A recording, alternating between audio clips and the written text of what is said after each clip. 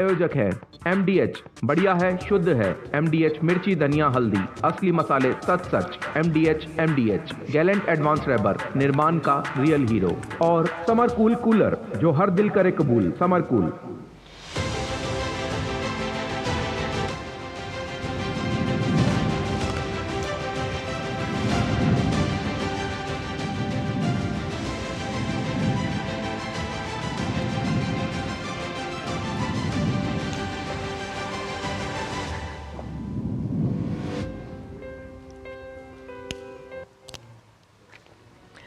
नमस्कार, आप देख रहे हैं हमारी खास पेशकश जनादेश 2024। मत अधिकार की याद दिलाने वाला लोकतंत्र का ये पर्व, वोट देकर निभाएं अहम जिम्मेदारी और करें खुद पर गर्व। मतदाता के मन को पढ़कर कौन बनेगा अव्वल, जनादेश के माध्यम से किसके दल का लहराएगा परचम। 96 सीट, 1771 उम्मीदवार। चौथे चरण की वोटिंग में आज कई VIP सीटों पर हो रहा है मतदान और इसी चरण के कई प्रमुख जो दावेदार हैं उनकी किस्मत का फैसला आज EVM में कैद होगा। अगले 2 घंटे जनादेश की पूरी टीम रहेगी आपके साथ। मैं हूं आंचल गुलाटी गुंबर, मेरे साथ है मेरे से होगी मुकुल। शुक्रिया आंचल। और जनादेश 2024 की अगर बात की जाए, चौथे चरण का ये मतदान है, 96 सीटों पर वोटिंग होगी और किस तरीके से, क्योंकि अगर अब की बात की जाए तो करीब 1 घंटे का वक्त हो चुका है। जो वोटिंग है वो शुरू हो चुकी है ठीक 7 बजे से।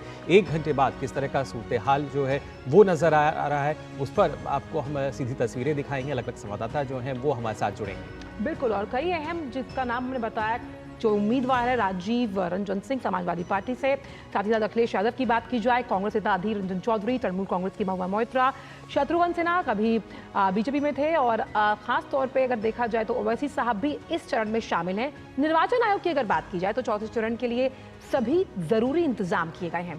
पोलिंग बूथ पर चप्पे चप्पे पर सुरक्षा कड़ी है। कुल 1,92,000 मतदान केंद्र बनाए गए हैं, जहां 19 लाख से अधिक मतदान अधिकारी तैनात किए गए हैं। और हमारे जो तमाम रिपोर्टर्स हैं वो भी ग्राउंड जीरो पर मौजूद हैं। विशिष्ट मेहमानों का पैनल भी जुड़ेगा इस खास विशिष्ट चर्चा में मंथन के लिए। लेकिन सबसे पहले नजर डालते हैं इस वक्त की सुर्खियों पर। देश के 10 राज्य और केंद्र शासित प्रदेश की 96 लोकसभा सीट पर मतदान जारी। प्रधानमंत्री नरेंद्र मोदी की मतदाताओं से अपील, अपना कर्तव्य निभाएं और लोकतंत्र को मजबूत बनाएं।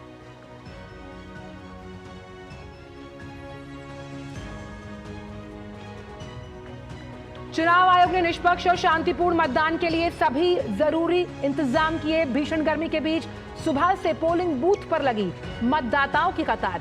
कई VIP चेहरों ने भी किया मत अधिकार का इस्तेमाल।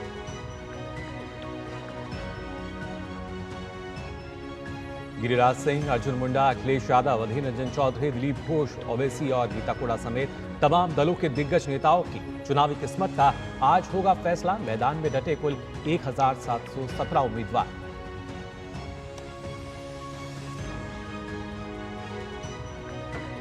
आंध्र प्रदेश विधानसभा की सभी 175 और ओडिशा विधानसभा की 28 सीट के लिए भी मतदान आज। यूपी के दादरौर और तेलंगाना के सिकंदराबाद कैंट में भी उपचुनाव। बिहार दौरे पर आज सुबह पटना साहिब गुरुद्वारा में मत्था टेकेंगे प्रधानमंत्री नरेंद्र मोदी। हाजीपुर, मुजफ्फरपुर और सारण में चुनावी रैली के बाद शाम को अपने संसदीय क्षेत्र वाराणसी में करेंगे रोड शो।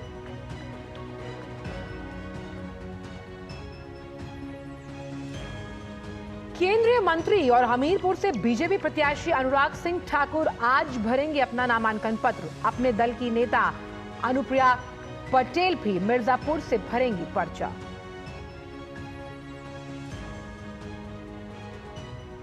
और चुनावी उत्सव का हर रंग देखिए DD न्यूज के संग। जनादेश से जुड़ी खबरों पर हमारी पैनी नजर। देश के हर कोने में मौजूद हमारे संवाददाता।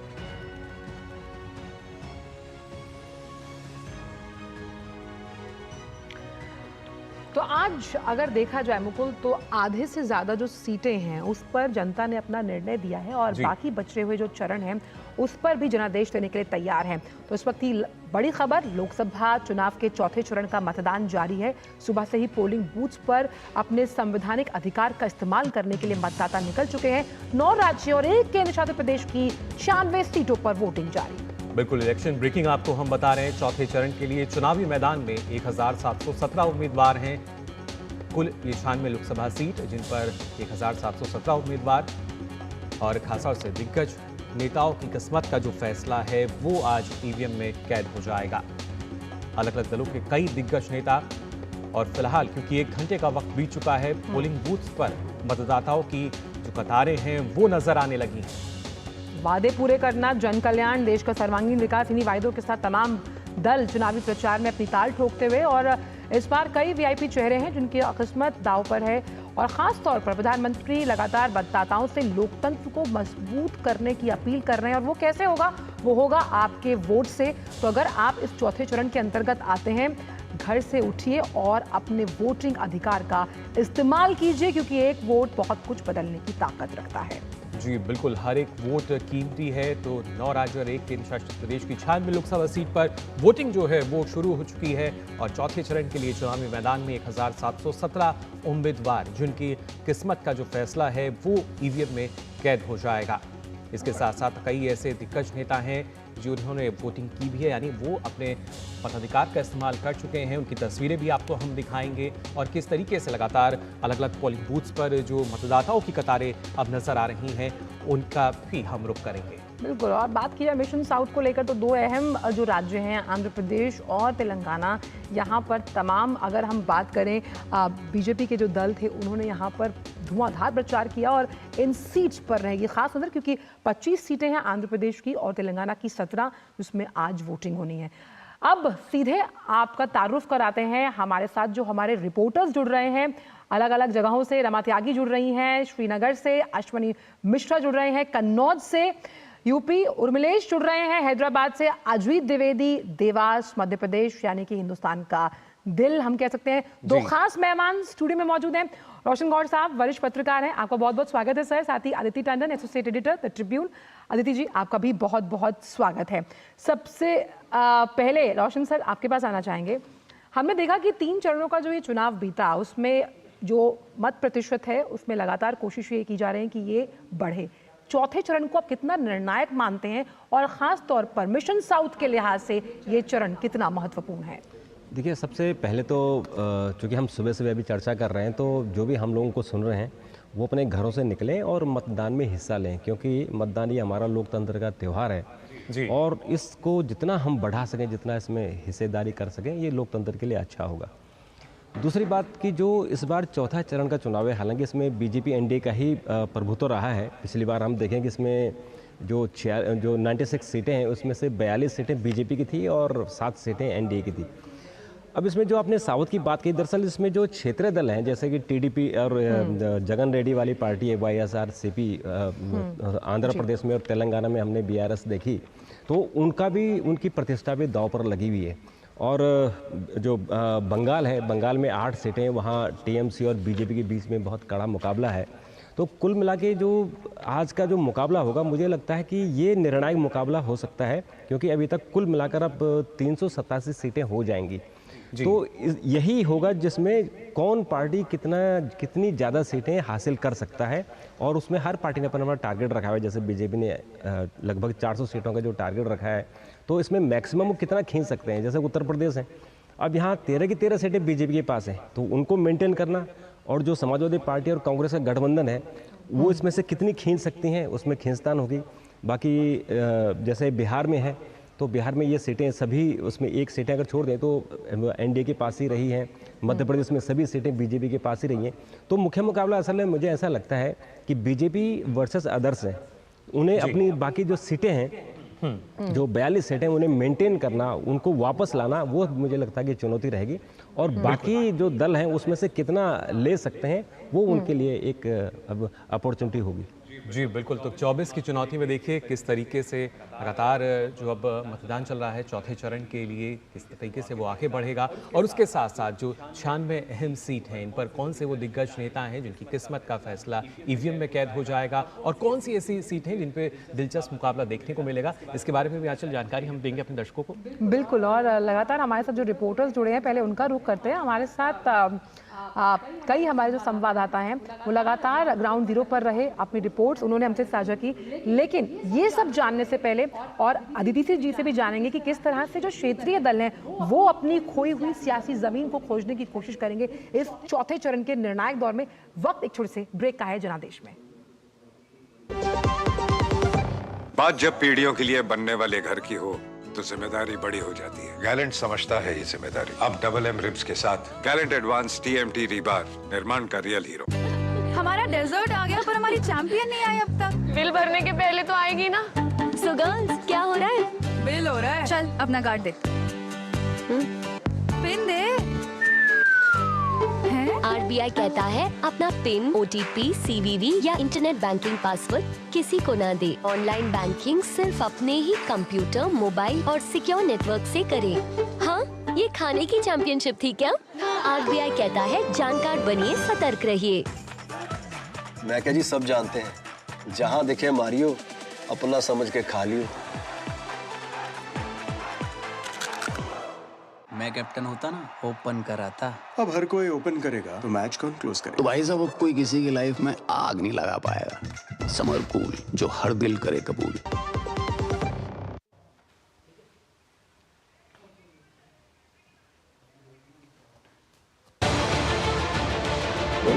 उत्तर से दक्षिण तक, पूर्व से पश्चिम तक, देश हो या दुनिया की खबर है तो पड़ताल जरूरी है। देखिए हमारे साथ मेरे पीछे भारत की सबसे एजेंडा भारत का है और किस तरह से एक नई इस वक्त लोगों को अगर स्वरोजगार से आपने तो इसमें सोमवार से शुक्रवार दोपहर 3 बजे सिर्फ DD न्यूज पर।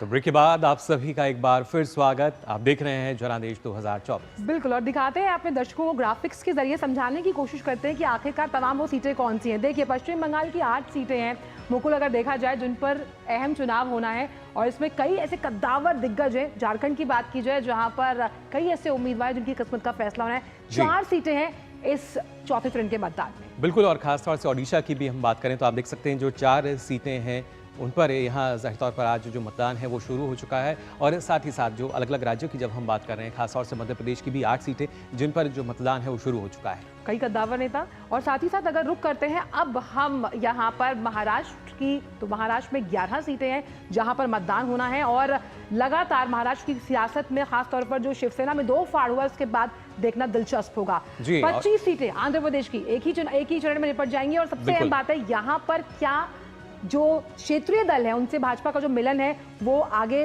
कैसे मत क्यों बढ़ाने में तब्दील होगा, ये देखना होगा। लेकिन साथ ही तेलंगाना की 17 सीटें भी हैं और इसी वजह से हम कह रहे हैं कि मिशन दक्षिण की जब हम बात कर रहे हैं कितना महत्वपूर्ण। जम्मू कश्मीर की हम बात करें तो 1 सीट पर यहाँ जो मतदान है वो होगा। और साथ ही साथ ये तमाम वो सीटें हैं, कुल 96 सीटें, किस तरीके से आज इन पर जो वोटिंग होगी। उत्तर प्रदेश की भी 13 अहम सीटें जिन पर जो मतदान है वो शुरू हो चुका है। बिल्कुल, 80 रसाकशी के लिए उत्तर प्रदेश की 13 सीटें बहुत अहम। वहीं फिर हम वापस आए कि बिहार की वो 5 अहम सीटें जिन पर आज चुनावी जो मतदान है वो होने वाला है। तो इन तमाम सीटों पर खासतौर पर इस चरण की अगर बात की जाए तो रहेगी हमारी नजर। तो सीटें 8 पश्चिम बंगाल की। तो आइए अब रुक ये भी करते हैं कि आखिरकार, क्योंकि जिन सीटों का हम जिक्र कर रहे हैं कि इसमें लड़ने वाले वो चेहरे, जो अहम चेहरे हैं, जो दिग्गज नेता हैं, वो कौन से हैं, एक बार उनका भी रुख ले लेते हैं कि आखिरकार वो चेहरे हैं कौन से। तो ये लगातार हम आपको सीट्स का आकलन बता रहे हैं कि ये 4 सीटें उड़ीसा की भी हैं। लगातार बीजेपी की कोशिश है कि यहाँ पर अच्छे मत प्रतिशत के साथ वो आगे आए। वही बात मध्य प्रदेश की, जैसे कि हमने की 8 सीटें हैं यहाँ पर और कई दिग्गज चुनावी मैदान में, जिसमें और काफी निर्णायक माना जा रहा है। इसके साथ साथ जो वहाँ पे कैंडिडेट, जो उम्मीदवार हैं, जैसा हमने आपको बताया 1717 उम्मीदवार। और सबसे पहले अगर बात की जाए बेगूसराय की तो आप देख सकते हैं यहाँ से गिरिराज सिंह है, बीजेपी के उम्मीदवार हैं और काफी मजबूत स्थिति जाहिर तौर पर हम देख सकते हैं। अपने बयानों के लिए जाने जाते हैं, फायर ब्रांड नेता हैं, हमेशा चुनावी पलटवार करते हुए नजर आते हैं। लेकिन क्या इस चरण में वो मत अधिकार जो इस्तेमाल करने वाले लोग उनके दिलों में उतर पाएंगे या नहीं, ये देखने वाली बात होगी। राजीव रंजन ललन सिंह बिहार मुंगेर से खड़े हैं और अपनी राजनीतिक छवि के लिए काफी मशहूर है। लेकिन क्या ये छवि तब्दील हो पाती है उनके मत प्रतिशत में, ये देखना होगा। बिल्कुल, हर किसी को इंतजार है कि जो ये दिग्गज नेता हैं इन पर किस तरह के इनकी सीटों पर परिणाम कैसे होंगे। आंध्र प्रदेश के अगर कड़पा की भी हम बात करें तो यहाँ से येदुगिरी सबसे शर्मिला रेड्डी हैं उनकी। जी तो बिल्कुल। सबसे अहम बात है कि राजनीतिक समझ होगी, लेकिन वो समझ मत प्रतिशत में तब्दील होती है या नहीं, ये हमें देखना होगा। बिल्कुल, ये भी काफ़ी महत्वपूर्ण हो जाता है। इसके साथ साथ अगर खासतौर से बात की जाए आंध्र प्रदेश के नैंदौर से, तो यहाँ पे भी विजय साई रेड्डी हैं जो लगातार चुनावी दमखम में आगे बढ़ रहे हैं, जीत का अपना जो दावा है वो करते नजर आए अभी तक। बिल्कुल, तो ये जो साउथ मिशन साउथ है ना, ये देखना बहुत दिलचस्प होगा क्योंकि यहाँ पर क्षेत्रीय दलों के साथ गठबंधन है। अर्जुन मुंडा झारखंड खूंटी से और यहाँ पर मुंडा वर्सेस मुंडा है, तो देखना ये होगा कि इस लड़ाई में कौन बाजी मारता है। बिल्कुल, और देखना, जैसा आपने कहा कि देखना दिलचस्प होगा कि जीत जो है वो किसके पाले में जाती है, लेकिन हर एक नेता जो है अपनी जीत का दावा ठोका है। कालीचरण मुंडा के बिल्कुल, ये दोनों ही ऐसे कदावर नेता और हर एक नेता अपनी जीत का दावा यहाँ कर रहा है, वादे भी किए गए हैं, लेकिन फिलहाल जो खासतौर से वीआईपी कैंडिडेट्स जिनको हम मान सकते हैं वो कौन कौन है उसके बारे में लगातार आपको हम बता रहे हैं। कैसे आज का ये जो चौथे चरण का मतदान, झारखंड बीरभूम और पहले कांग्रेस में थी, फिर बीजेपी में शामिल हुई, तो अब दल बदल तो लगातार हम देखते हैं कि ये आयाराम गयाराम कल तो चुनावों में होता ही है, लेकिन क्या ये इनके मत प्रतिशत में और इनको चुनावी जीत दिला पाएगा, ये देखना होगा। बिल्कुल, ये काफी महत्वपूर्ण होता है क्योंकि जो दिग्गज नेता हैं उन पर सबकी निगाहें रहती हैं, नजरें रहती हैं, लेकिन जैसा आंचल आपने कहा कि जो एक इनकी छवि है, क्या वो वोट प्रतिशत में आके बढ़ पाती है या नहीं। वैसी साहब तेलंगाना हैदराबाद अपने बयानों के लिए और खास तौर पर देखा जाए रोचक मुकाबला है यहाँ पर, क्योंकि माधवी लता खड़ी है यहाँ से और कई हम कहते हैं रोचक बयानबाजी, दिलचस्प बयानबाजी भी हुई है, लेकिन बयानबाजी मत प्रतिशत में तब्दील होती है, ये देखना होगा। जी, तो बिल्कुल, तो देखिए ये तमाम वो नेता हैं जो लगातार अपनी जीत का दावा ठोक रहे हैं। चौथे चरण में इन नेताओं पर सबकी निगाहें रहेंगी, किस तरीके से जो नज़र है सबकी टिकी रहेंगी। आगे और भी आपको हम जानकारी देंगे कि किस तरीके से और जो वीआईपी कैंडिडेट्स हैं और खासतौर से वो कौन सी सीटें जिन पर रोमांचक मुकाबला देखने को बिल्कुल कांटे की टक्कर। और लगातार सभी जब जो टीवी शोज देखते हैं उनको यही देखना होता है कि आखिरकार जिस सीट पर सबसे ज्यादा चुनाव प्रतिशत के लिए लगातार लड़ाई है। जी बिल्कुल, और उसके बारे में आपको हम भी यहाँ जानकारी देंगे। खासतौर से अगर बात की जाए तेलंगाना के सिकंदराबाद की, तो वहाँ से जी किशन रेड्डी हैं जो कि चुनावी मैदान में है। ये तमाम दिग्गज नेता और भी इनके बारे में तेलंगाना सिकंदराबाद से ऐसी और भी बहुत सी रोचक सीट्स हैं, इन पर करेंगे बात, लेकिन वक्त छोटे से ब्रेक का हो गया। फिलहाल जल्द हाजिर होते हैं। बात जब पीढ़ियों के लिए बनने वाले घर की हो तो जिम्मेदारी बड़ी हो जाती है। गैलेंट समझता है ये जिम्मेदारी। अब डबल एम रिब्स के साथ गैलेंट एडवांस टीएमटी रीबार, निर्माण का रियल हीरो। स्वाद से सबको दीवाना कर दे, दीवाना कर दे।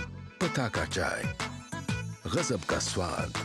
शुक्ला बता रहा था आपके बाबूजी ने जायदाद का कुछ हिस्सा नौकर के नाम कर दिया। अब नौकर हर काम अपना घर समझ के करेगा। समर कूल, जो हर दिल करे कबूल।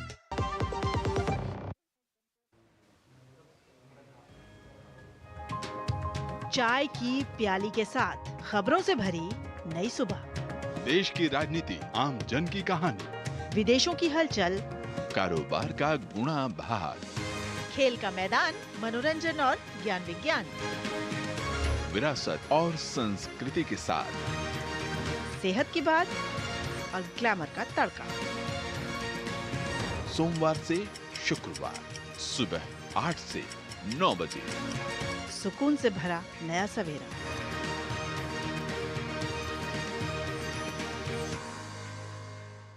नया सवेरा के प्रायोजक हैं MDH, बढ़िया है, शुद्ध है। MDH मिर्ची, धनिया, हल्दी, असली मसाले सच सच। MDH और गैलेंट एडवांस रबर, निर्माण का रियल हीरो। चुनाव का मौसम, सियासत के रंग, नेताओं के बयान, और अब हम पुरानी जगह पर आ गए हैं। अब सब दिन के लिए हम आ गए हैं, अब चिंता मत करो। ये तो चचा भतीजे का नूरा कुश्ती हमेशा चलता आ रहा है। आज हम रेलवे टिकट नहीं खरीद सकते। जनता के सवाल, कांग्रेस साथ दिखाए सबको कि चोर चोर मुसेरे भाई। सियासी हलकों में राजनीतिक घमासान, फिर उठे रब को मनाना आसान है, आजम खां को मनाना मुश्किल है। कंफ्यूजन ही कंफ्यूजन है, सॉल्यूशन का पता नहीं। चुनाव का मौसम हो और राजनीतिक चकल्लस ना हो, ऐसा हो ही नहीं सकता। देखिए चुनावी चकल्लस सोमवार, बुधवार व शुक्रवार शाम 7:30 बजे सिर्फ डीडी न्यूज पर।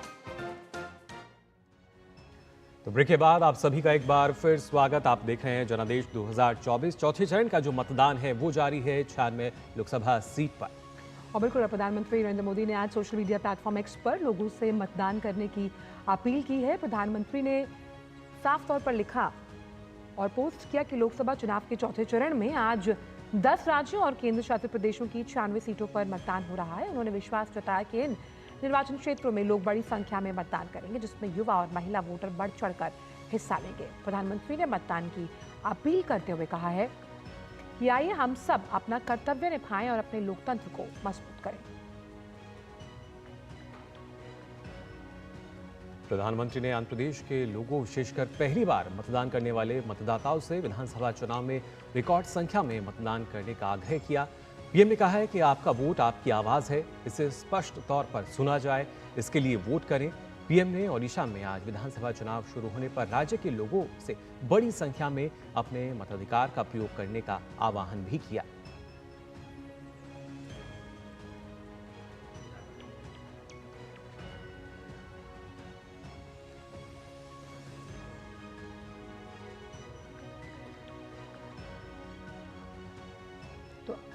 और तो ओडिशा में आज विधानसभा चुनाव शुरू हो रहे हैं, जिसका जिक्र प्रधानमंत्री ने सोशल मीडिया प्लेटफॉर्म एक्स पर कहा और लिखा है, मैं इस राज्य के लोगों से बड़ी संख्या में अपने मताधिकार का प्रयोग करने का आह्वान करता हूं। आपका वोट आपकी आवाज है, इसे स्पष्ट रूप से सुना जाए।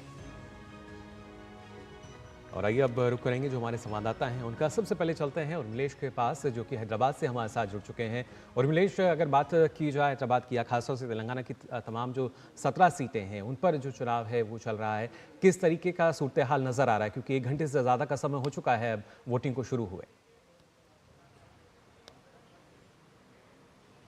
मुकुल और आंचल, गुड मॉर्निंग आपको। और तेलंगाना में जो 17 सीटें हैं, चौथे चरण में यहाँ पे मतदान होना है। 525 उम्मीदवार यहाँ पर जो है चुनावी मैदान में हैं, जिसमें से 6 महिलाएं शामिल हैं। लिहाजा यहाँ पर सुबह 7 बजे से ही मतदान शुरू हो गया है और लंबी लाइनें यहाँ पर जो है, जिस मतदान केंद्र पर मैं हूँ यहाँ पर मेरे पीछे आप देख सकते हैं, अगर कैमरामैन आपको दिखा सके तो सुबह से ही यहाँ पर 7 बजे से पहले से ही यहाँ पर अपनी बारी का इंतज़ार लोग कर रहे हैं। और ये कहा, जैसे कि हम लोग भी लगातार आह्वान कर रहे हैं, डीडी न्यूज़ भी कर रहा है कि आपकी एक वोट महत्वपूर्ण है, पहले मतदान और फिर जलपान। तो आप देख सकते हैं कि जो तेलंगाना के जागरूक मतदाता हैं वो इतनी लंबी लाइन यहाँ पर सुबह से ही 7 बजे के पहले से ही यहाँ पर लाइन लगी हुई है। आंचल और मुकुल, यहाँ पर अगर वोटरों की बात की जाए तो लगभग 3 करोड़ 94 लाख के आसपास यहाँ पर जो है मतदाता हैं, जिसमें 1 करोड़ 66 लाख के आसपास महिलाएं हैं और 10 लाख से अधिक युवा मतदाता है।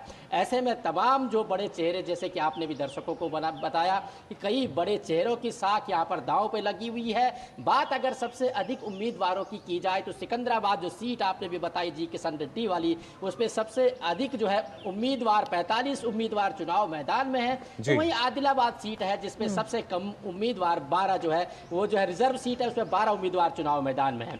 ऐसे में यहाँ पर तमाम मतदाताओं में इस लोकतंत्र के महापर्व को लेकर काफी उत्साह है और सुबह से ही तमाम लोग जो है यहाँ पर अपने मतदान करने के मताधिकार का प्रयोग करने के लिए इस पोलिंग बूथ पर आ रहे हैं। मुकुल और आंचल। बिल्कुल, और जहाँ पर आप मौजूद हैं निज़ामों की नगरी है और यहाँ से जो 2 उम्मीदवार सबसे ज़्यादा चर्चा में है वो माधवी लता और ओवैसी साहब। हमारे साथ रमा त्यागी भी मौजूद हैं श्रीनगर से। रमा, आप जहाँ पर हैं वहाँ बहुत सर्दी है, आपको देखकर लग रहा है, लेकिन यहाँ दिल्ली में बहुत गर्मी है। तो किस तरह का सियासी पारा चढ़ते हुए आप जिस पोलिंग बूथ पर है वहाँ महसूस कर पा रही है? वहाँ पर लोग किस तरह से अपने मताधिकार का उपयोग कर एक वोट से बहुत कुछ बदलने का मादा रखने की सोच के साथ आए हैं वोटिंग के लिए?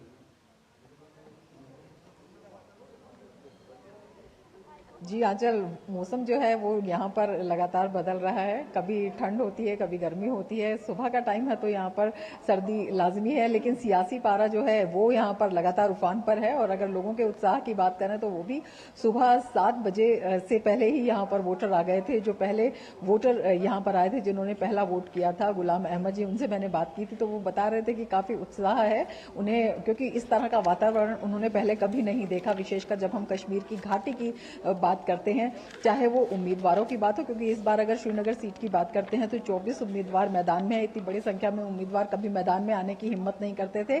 कैंपेनिंग हो वो अपने आप में बिल्कुल अलग तरह से थी। जो कभी सेंसिटिव एरिया कहा जाते थे, लाल चौक जो कहा जाता था, जिसके नाम पर चुनौतियां दी जाती थी वहां मौजूद होने को लेकर, वहां पर पूरे गाजे बाजे के साथ तमाम दलों ने वहां पर अपनी कैंपेन निकाली और वहां पर लोगों ने देखा भी। तो लगातार जो ये एक रंग बदला है कश्मीर में, जो कश्मीर की सियासत में एक नया रंग आया है, इसे सभी बड़ी उत्सुकता के साथ देख रहे हैं। मतदाताओं के अंदर उत्साह है कि कम से कम पहली बार ऐसा हुआ है कि बिना किसी डर के, बिना किसी कॉल के, बिना पाकिस्तान का नाम लिए वो मतदान के लिए यहाँ पर निकल रहे हैं। तो अपने आप में ये एक नया उत्साह है। 370 के बाद जिस तरह से यहाँ पर डर से आज़ादी मिली है, उसका जो है एक दृश्य यहाँ पर दिखाई दे रहा है। महिलाएं भी बड़ी संख्या में यहाँ पर आ रहे हैं। मैं श्रीनगर में हूँ, यहाँ पर अगर पिछला वोटिंग परसेंटेज देखें तो करीब 13% के करीब था, जो कि बहुत ही कम था। और इतने कम वोटिंग बिल्कुल रमा, लेकिन अब जो प्रतिशत है वो बढ़ता नजर आता है। लोगों का जो मत है वो दिखाई देता है, उसे अंदाजा लगा सकते हैं। लेकिन इस बार जो है वोट परसेंटेज यहाँ पर बढ़ेगा, ये यहाँ पर वातावरण को देखते हुए लगता है। जिस तरह से लंबी कतारें देखिए यही अंदाजा लगाया जा सकता है, जो वोटिंग प्रतिशत है वो जाहिर तौर पर बढ़ेगा और बढ़ना भी चाहिए। हर किसी को जो वोट है वो डालना चाहिए, अपने मताधिकार का प्रयोग करें। फिलहाल रुक करेंगे उत्तर प्रदेश के कन्नौज का, जहां से अश्विनी मिश्रा जो हैं वो हमारे साथ जुड़े हुए हैं। अश्विनी, अगर इस सीट की हम बात करें तो उत्तर प्रदेश में एक चर्चित सीट, अखिलेश यादव जो हैं वो यहाँ से चुनावी ताल ठोक रहे हैं, जीत का दम भर रहे हैं, लेकिन किस तरीके का जो सियासी पारा है वो वहाँ दिखाई दे रहा है और किस तरह का सूरत हाल, किस तरीके से जो लोग हैं वो पहुँच रहे हैं मतदान के लिए?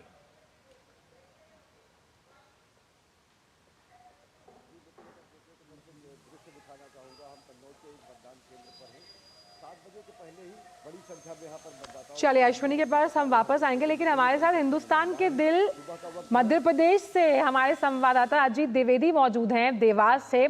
अजीत, आपके पास आना चाहेंगे। खास तौर पर अगर बात की जाए मध्य प्रदेश की, कई अहम सीटें हैं जहां पर लोग अपने मताधिकार का उपयोग करेंगे और खास तौर पर कई अहम दिग्गज हैं जिनका हम कह सकते हैं प्रतिष्ठा साख पर है। जिस पोलिंग बूथ पर आप मौजूद हैं अजीत, मैं पीछे देख सकती हूँ कि महिलाएं वहां बड़ी संख्या में वोट के अधिकार का इस्तेमाल करने के लिए आज निकली हैं घर से। तो पहले हम कह सकते हैं मतदान, फिर जलपान। बिल्कुल आंचल, और ये बिल्कुल यहाँ पर पूरी तरीके से दिखाई दे रहा है, क्योंकि मध्य प्रदेश में जो 29 लोकसभा सीटें हैं उनमें से 21 पर वोटिंग हो चुकी है 3 चरणों में, और ये चौथे चरण में यानी कि अंतिम चरण है मध्य प्रदेश में, और इसमें 8 सीटों पर आज मतदान होना है। और इस समय मैं देवास की लोकसभा सीट पर हूँ, यहाँ पर एक ग्रामीण इलाके में हूँ मैं यहाँ पर, और आपको ग्रामीण इलाके की तस्वीर में दिखाता हूँ आपको कि किस तरीके से लोगों में उत्साह है। खासतौर पर महिलाएं किस तरीके से घरों से निकलकर सुबह से ही यहाँ पर लंबी लंबी कतारों में यहाँ पर लग गई हैं अपने मत का उपयोग करने के लिए, यहाँ पर मतदान देने के लिए। और ये उत्साह दिखाता है कि यही उत्साह जो है ये लोकतंत्र को मजबूती देता है, यही उत्साह जो है हमारे लोकतंत्र को दुनिया में एक अलग पहचान दिलाता है। और देखिए आप देख सकते हैं, जहाँ आपकी नजर जाएगी आपको लंबी लंबी लाइनें यहाँ पर दिखाई देंगी, और ये लाइनें जो है ये सुबह से ही है, यानी कि 7 बजे के पहले से ही लोग यहाँ पहुँच गए थे, अपनी बारी का इंतजार यहाँ पर लोग कर रहे हैं। और ये ग्रामीण क्षेत्र है, देवास लोकसभा का कोठरी एक मतदान केंद्र है, वहाँ की तस्वीरें आप देख रहे हैं सीधी। और ये देखिए लोगों का उत्साह बताता है कि कितना उत्साह है लोकतंत्र को लेकर, कितना उत्साह है मतदान को लेकर, अपनी बारी को लेकर। और महिलाएं भी कहीं कम नहीं है, और महिलाओं की भागीदारी जो है वो लगातार बढ़ी है, हमने देखा है पिछले कुछ चुनावों में मतदान को लेकर। और देखिए आज अगर बात करें मध्य प्रदेश में तो करीब 1,60,00,000 से ज़्यादा मतदाता जो है वो अपने मत का उपयोग करने वाले हैं, और इसके लिए 18,000 से ज़्यादा पोलिंग बूथ जो है वो बनाए गए हैं। और अगर हम बात करें जो ये जो मालवा निमाड़ की अधिकांश सीटें इस समय है जिन पर कि आज मतदान होना है, और खासतौर पे अगर हम बात करें रतलाम सीट जो कि हाई प्रोफाइल सीट बनी हुई है, जिसमें कि पूर्व केंद्रीय मंत्री कांतिलाल भूरिया वहाँ से मैदान में है, और ये एक टक्कर वहाँ पर है क्योंकि उनकी प्रतिष्ठा का भी प्रश्न वहाँ पर बना हुआ है। और ऐसे ही जितनी भी सीटें हैं सबसे अहम बात यहाँ पर ये है कि जो तस्वीरें हम आपके पीछे से देख पा रहे हैं मुकुल, ये उस विकास का एहसास दिलाती हैं। भले ही जो महिलाएं हैं वो घूंघट में, लेकिन वो अपने अधिकार को पहचानती हैं, अपने संवैधानिक दायित्व को जो है समझती हैं, और ये समझ बहुत जरूरी है लोकतंत्र के फलने फूलने के लिए। और यही समझ जो है, जब उत्तर प्रदेश की हम बात कर रहे थे, अश्विनी जो है लगातार हमारे साथ वहाँ से जुड़े हुए हैं। अश्विनी, आप हमें तस्वीरें दिखा रहे थे किस तरीके से जो मतदाता हैं वो लगे हुए हैं अपना वोट डालने के लिए, कतारें जो हैं वो लगी हुई नजर आ रही हैं। जी मुकुल, हम वही दृश्य दोबारा दिखाना चाहेंगे जो कहा जाता है कि लोकतंत्र का ये पर्व हमारे लिए गर्व का विषय है। ये कतारें बताती हैं कि किस तरीके से लोगों में ज़बरदस्त उत्साह है। बड़ी संख्या में 7 बजे मतदान शुरू होने के पहले ही यहाँ पर युवा और महिलाएं पहुँच गई। सुबह का वक्त है, ग्रामीण क्षेत्र है, घरेलू काम रहता, महिलाओं की कतारें थोड़ी कम हैं, लेकिन आप दिन भर ये देखेंगे कि महिलाओं की कतारें आगे आने वाले घंटों में हमेशा पुरुषों से ज़्यादा ही होंगी। बड़ी संख्या में यहाँ पर युवा हैं, बड़ी संख्या में यहाँ पर बुजुर्ग हैं और ज़बरदस्त मतदान सुबह 7 बजे से हो रहा है। अगर कन्नौज सीट की बात करें तो उत्तर प्रदेश के इस चरण की बात करें तो उत्तर प्रदेश की 13 सीटों पर मतदान हो रहा है चौथे चरण में। चौथे चरण की अगर सबसे महत्वपूर्ण सीटों में या सबकी जिस पर नज़र है उन सीटों की अगर बात करें तो खीरी सीट है जहां पर अजय मिश्रा केंद्रीय गृह राज्य मंत्री चुनाव लड़ रहे हैं, और ये कन्नौज सीट जहां पर मैं हूं, जहां पर सुब्रत पाठक निवर्तमान जो सांसद हैं और सपा के प्रमुख अखिलेश यादव सीधी आप आमने सामने की टक्कर में हैं। सही तरीके से अगर बात करें तो इन सभी सीटों पर पिछले अगर लोकसभा चुनाव की बात करें तो भाजपा ने इन 13 सीटों पर विजय सुनिश्चित की थी। तो सबसे बड़ी चुनौती भाजपा को ये होगी कि इन सीटों को बचा कर रखे, बना कर रखे, यहाँ पर विजय सुनिश्चित करे। और वहीं पर विपक्षी दल गठबंधन की ये कोशिश है कि उन सीटों में ज़्यादा से ज़्यादा सेंधमारी कर सके, यहाँ पर विजय हासिल कर सके। क्या कुछ जनादेश आएगा ये 4 तारीख को पता चलेगा, लेकिन लोगों का उत्साह, लोगों का उमड़ता हुआ हुजूम, लोगों की लगी हुई ये कतारें ये बता रही है कि बेहद दिलचस्प मुकाबला है और इसके पहले जो 3 चरण हुए हैं उनसे ज्यादा ही प्रतिशत की उम्मीद हम कर सकते हैं। बिल्कुल, मुकाबला दिलचस्प हो तभी बेहतर स्थिति हम मान सकते हैं और लगातार देख रहे हैं कि कैसे इस मुकाबले को और दिलचस्प बनाने के लिए जो मतदाता हैं वो अपना वोट डालने के लिए पहुंच रहे हैं। आदित्य जी, आपसे भी मैं जानना चाहूँगा, क्योंकि जैसा हमारे संवाददाता बता रहे थे कि जो महिलाओं की भागीदारी की बात की जाए तो वो वोटिंग में भी पीछे नहीं है, वहाँ भी आके नजर आती हैं। और ऐसे में किस तरीके से जो चुनाव की जब हम बात करते हैं या परिणाम जब उसका आएगा तो कितना निर्भर करता है जो महिलाओं का अलग अलग मुद्दे होते हैं या उनका जो रुझान है? देखिए, महिला वोट जो है वो एक बहुत कंसोलिडेटेड ऑर्गेनाइज्ड वोट बैंक के आ रहा है। आप जितने पुराने इलेक्शंस उठा के देख लीजिएगा, बहुत सारे ऐसे स्टेट्स हैं जहां पर अब महिला वोटर परसेंटेज जो है पुरुषों से बहुत ज़्यादा है।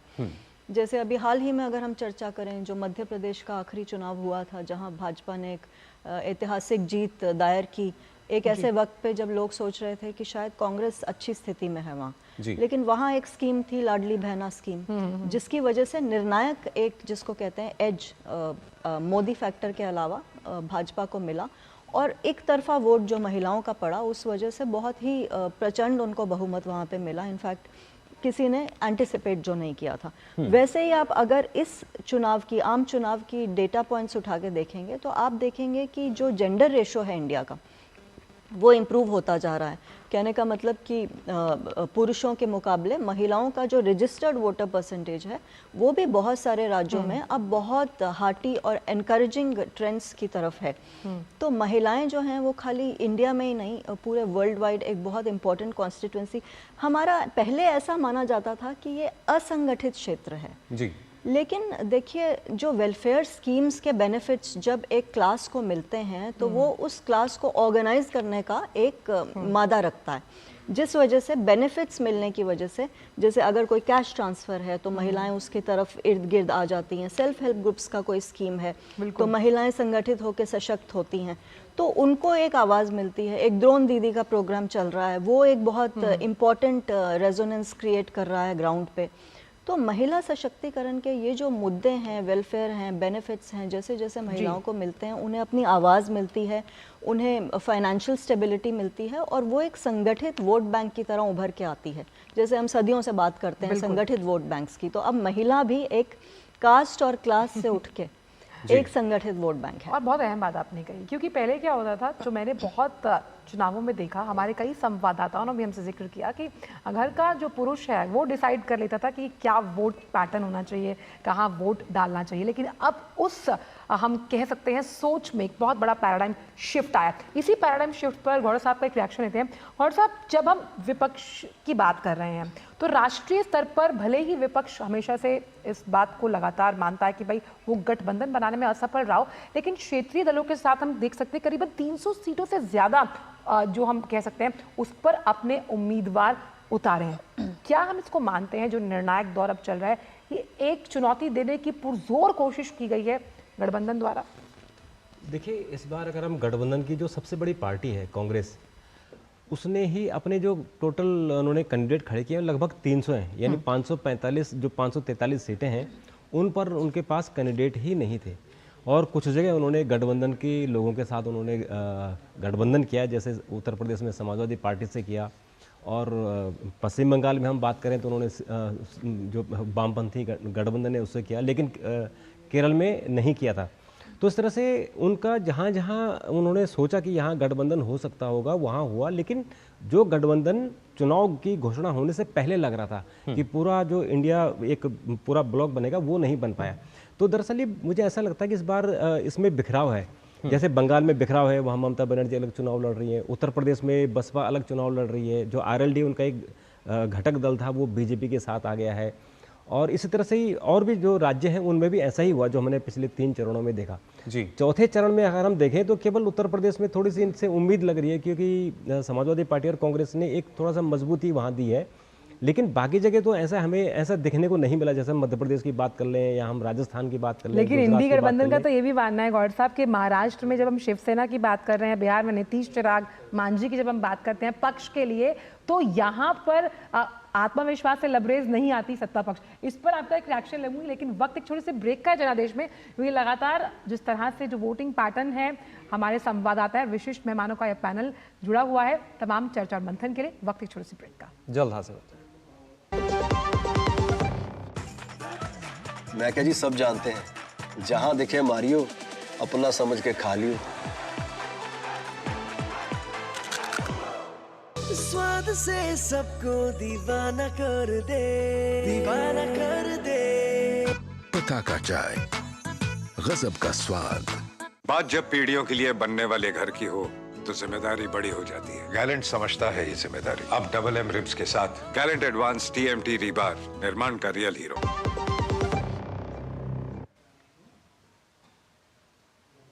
तो ब्रेक के बाद आप सभी का एक बार फिर स्वागत। आप देख रहे हैं डीडी न्यूज की खास पेशकश जनादेश 2024। चलिए आपको दिल्ली की गर्मी से दूर लिए चलते हैं जम्मू कश्मीर श्रीनगर के मतदान केंद्र में ठंड के बावजूद लोग सुबह सुबह मतदान करने पहुंच रहे हैं। वोट डालने वाले पहले मतदाता से बात की है हमारी संवाददाता रमा त्यागी ने। आइए आपको सुनवाते हैं। कश्मीर में वोटिंग शुरू हो चुकी है। गुलाम अहमद जी हमारे साथ है। आप देख सकते हैं कि इन्होंने यहाँ पर वोटिंग किया है और सुबह सुबह ये अपने घर से निकल कर आए हैं। ठंड है यहाँ पर, लेकिन फिर भी सुबह घर से निकल कर आना एक बड़ी हिम्मत और उत्साह को दिखाता है। आप बताइए गुलाम जी, सुबह सुबह आपके मन में उत्साह था कि मैं जाके वोट करूंगा? हाँ, मैं वोट करूंगा। तो आप हमेशा करते हैं या इसी? हमेशा करता है, हमेशा करते हैं। कौन से आपके मुद्दे हैं जिन पर आपने वोट किया? क्या होना चाहिए, क्या लगता है आप? मतलब ठीक होना चाहिए। हम मतलब बेकारी है यहाँ, बाकी चीज है यहाँ, है ना, मतलब ये तो गुलाम अहमद जी हैं जिनका कहना है कि इस बार जो है वोटिंग यहाँ पर ज्यादा होगी और इनका ये भी कहना है कि ये चाहते हैं कि यहाँ पर सब कुछ ठीक होना चाहिए, विकास होना चाहिए और इसी मुद्दे पर इन्होंने वोट डाला है। तो ये पहले वोटर हमारे साथ हैं और ये लोगों से कह रहे हैं कि आप भी आइए और आप यहाँ पर आकर मतदान के इस पर्व को सफल बनाइए। कैमरामैन विनोद ओझा के साथ रमा त्यागी, टीडी न्यूज श्रीनगर। और लगातार देखिए आपको अलग अलग तस्वीरें जो हैं वो हम यहाँ दिखा रहे हैं। फिलहाल रुक करेंगे अश्विनी का, जो हम बता रहे थे कि किस तरीके से उत्तर प्रदेश में जो लोकसभा चुनाव की जब हम बात कर रहे हैं, अश्विनी, ना सिर्फ कन्नौज सीट की बात की जाए, उन्नाव की बात करें या खीरी सीट की बात करें, ये तमाम ऐसी सीटें हैं जिन पर सबकी नज़रें हैं और जो मुकाबला है क्या वो भी अब दिलचस्प होता नजर आ रहा है? निश्चित तौर से मुकुल, अगर देखें तो जैसा मैंने इससे पहले कहा था कि इन 13 सीटों पर भाजपा ने पिछली बार जीत दर्ज की थी। भाजपा के लिए सबसे बड़ी चुनौती है इन सीटों को अपनी सीटों पर अपनी जीत को बरकरार रखना। वहीं कांग्रेस सपा का जो इंडिया गठबंधन है वो काफ़ी तेज़ी से इस क्षेत्र में चुनाव प्रचार और रैलियों में जुटा रहा। कन्नौज की अगर खास तौर से बात करें तो कन्नौज एक तरीके से समाजवादियों का गढ़ माना जाता रहा। 1967 में राम मनोहर लोहिया ने यहाँ से चुनाव जीता था।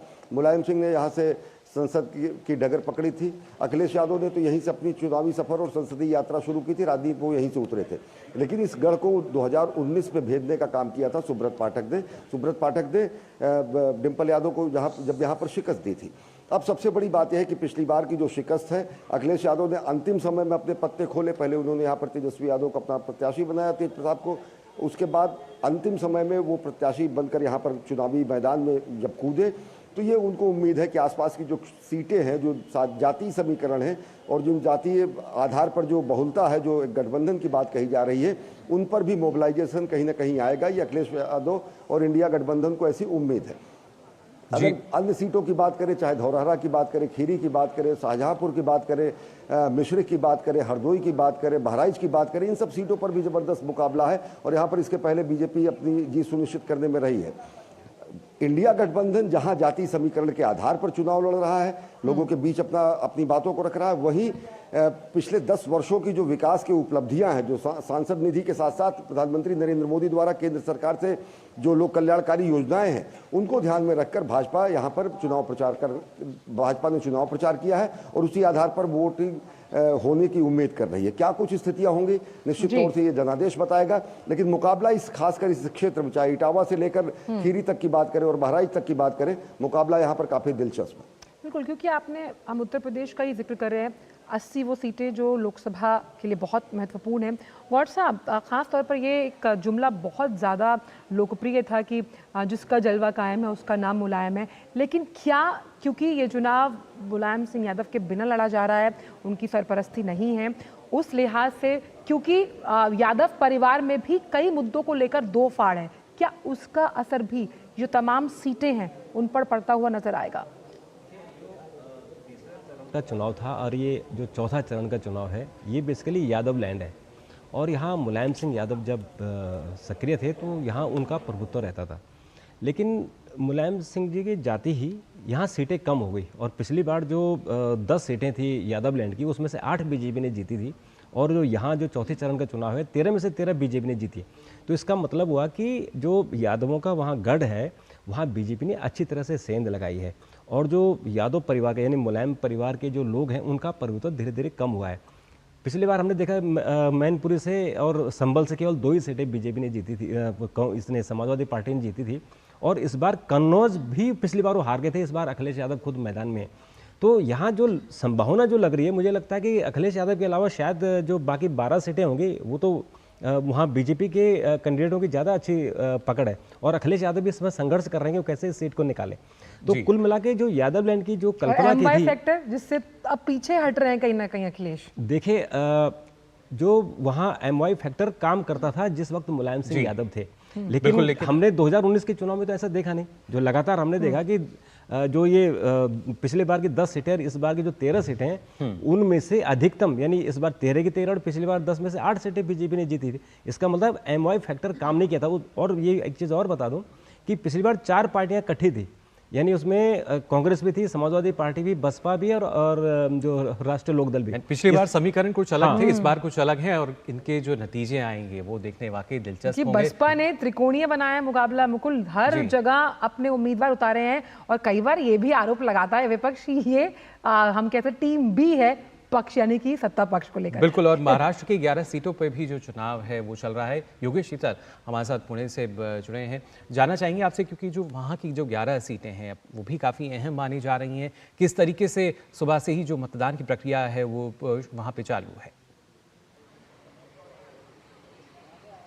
देखिए, सीटें इसलिए अहम मानी जा रही हैं क्योंकि कई ऐसे कैंडिडेट्स हैं जो कि केंद्र में मंत्री हैं। अगर आप जालना से राव साहब दानवे की बात कर लीजिए, सुजय विखे पाटिल की बात कर लीजिए, या फिर आप नंदुरबार जो कि आदिवासियों के लिए आदिवासी कम्युनिटी बेसिकली रिजर्व है, वहाँ से हिना गावित कंटेस्ट कर रही हैं, पंकजा मुंडे बीट से कंटेस्ट कर रही हैं, जो अमोल कोले हैं वो शिरूर से कंटेस्ट कर रहे हैं। अगर आप ओवरऑल अगर आप देखें तो ये जो 11 सीटें हैं, इनमें से नॉर्थ महाराष्ट्र की सीटें हैं, पश्चिमी महाराष्ट्र की सीटें हैं, पुणे जिले की सीटें, पुणे में कुल 4 कंस्टिट्यूएंसी हैं जिनमें से एक बारामती जिसमें कि तीसरे चरण में मतदान हो गया, शिरूर, मावल और पुणे सिटी जिसमें इस चरण में भी मतदान चल रहा है। इसके अलावा मध्य महाराष्ट्र जहां से मैंने आपको कहा कि जालना है, मध्य मराठवाड़ा से बीड़ है, ये सब कई महत्वपूर्ण कंस्टिट्यूएंसी कैंडिडेट्स हैं। जहां तक अगर वोटिंग की बात करें तो सुबह हमारे कैमरा पर्सन आपको दिखाएंगे कि ये एक जो है यूनिक मतदान केंद्र बनाया गया है शहर में, जिसमें कई सारी विशेषताएं हैं क्योंकि पुणे को सांस्कृतिक राजधानी भी कही जाती है महाराष्ट्र की, कल्चरल कैपिटल कहा जाता है इसको महाराष्ट्र का।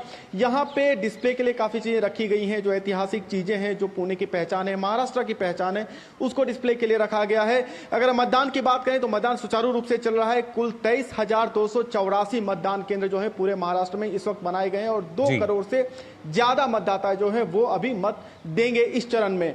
टर्नआउट को लेकर जहां तक बात है तो अभी जो रुझान मिलने शुरू के, बहुत अच्छे रुझान है। अगर इस तरीके से मतदान चलते रहा तो मुझे लगता है कि जो कुल मिलाकर जो टर्नआउट होगा वो भी अच्छा देखने को मिलेगा शाम में। जैसा कि मैंने आपको कहा कि महाराष्ट्र में इस वक्त कुछ जगहों पे गर्मी, ऑब्वियसली मराठवाड़ा है, वहां पे गर्मी काफी ज्यादा है, उसके बावजूद मतदान वहां पे भी चल रहा है। औरंगाबाद सीट की मैं विशेष तौर पे बात करना चाहूंगा, जो छत्रपति संभाजी नगर है। AIMIM जो इम्तियाज जलील है वो वहां से कंटेस्ट कर रहे हैं। पिछली बार हमने देखा था कि बहुत थिन मार्जिन से, करीब 4,900 के अराउंड मार्जिन था जब उनकी जीत हुई थी। इस बार MIM कोशिश करेगी कि उस सीट को रिटेन कर सके।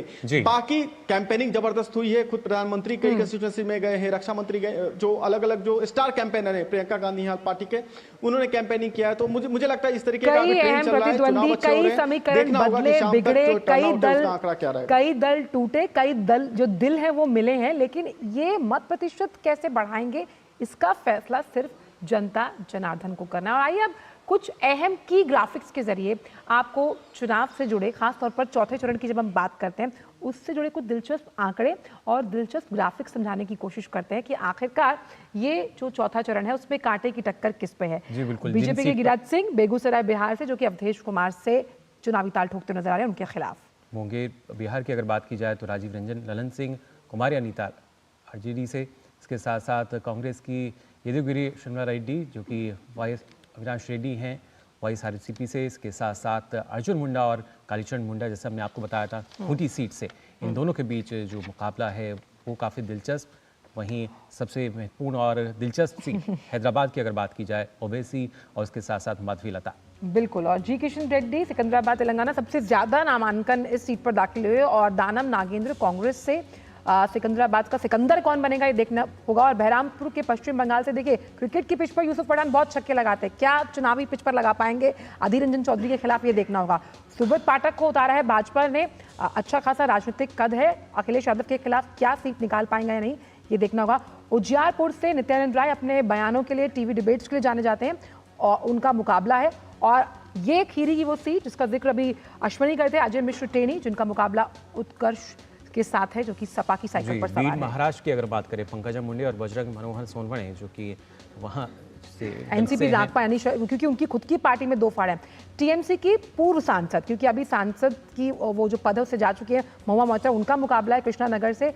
दिलीप घोष की हम बात करते हैं, कीर्ति झा आजाद, एक और क्रिकेटर, क्या टीएमसी के लिए चुनावी छक्का लगा पाएंगे या नहीं ये देखना होगा। बिल्कुल, लेकिन आसनसोल से शत्रुघ्न सिन्हा टीएमसी से और SS अहलूवालिया बीजेपी से, जो कि आमने सामने होंगे। शत्रुघ्न सिन्हा पहले बीजेपी में थे और अब फिर से हम वही दिखा रहे हैं आपको कि किस तरह से ये जो तमाम सीटें हैं, जिसमें जब हम बात करते हैं इन अहम दिग्गजों की, तो बहुत सी चीज़ें जो होती हैं, जो कारक हैं, वो महत्वपूर्ण हो जाते हैं जीत दिलाने के लिए। लेकिन जो मुकाबला है मुख्य इन तमाम सीटों पर वो बहुत रोचक होने वाला है, क्योंकि कई ऐसे नेता थे जो सत्ता पक्ष में थे, कई ऐसे थे जो विपक्ष में थे। तो दल बदल के बाद जब सीटों पर चुनाव होता है तो मतदाता किस तरह का मन, क्या वो पढ़ पाते हैं? बिल्कुल, ये जो मन की बात है ये हम आगे भी करेंगे, मतदाताओं का रुझान भी दिखाएंगे, लेकिन फिलहाल रुकने एक छोटे से ब्रेक के लिए। मैं क्या जी, सब जानते हैं, जहां दिखे मारियो, अपना समझ के खा लियो।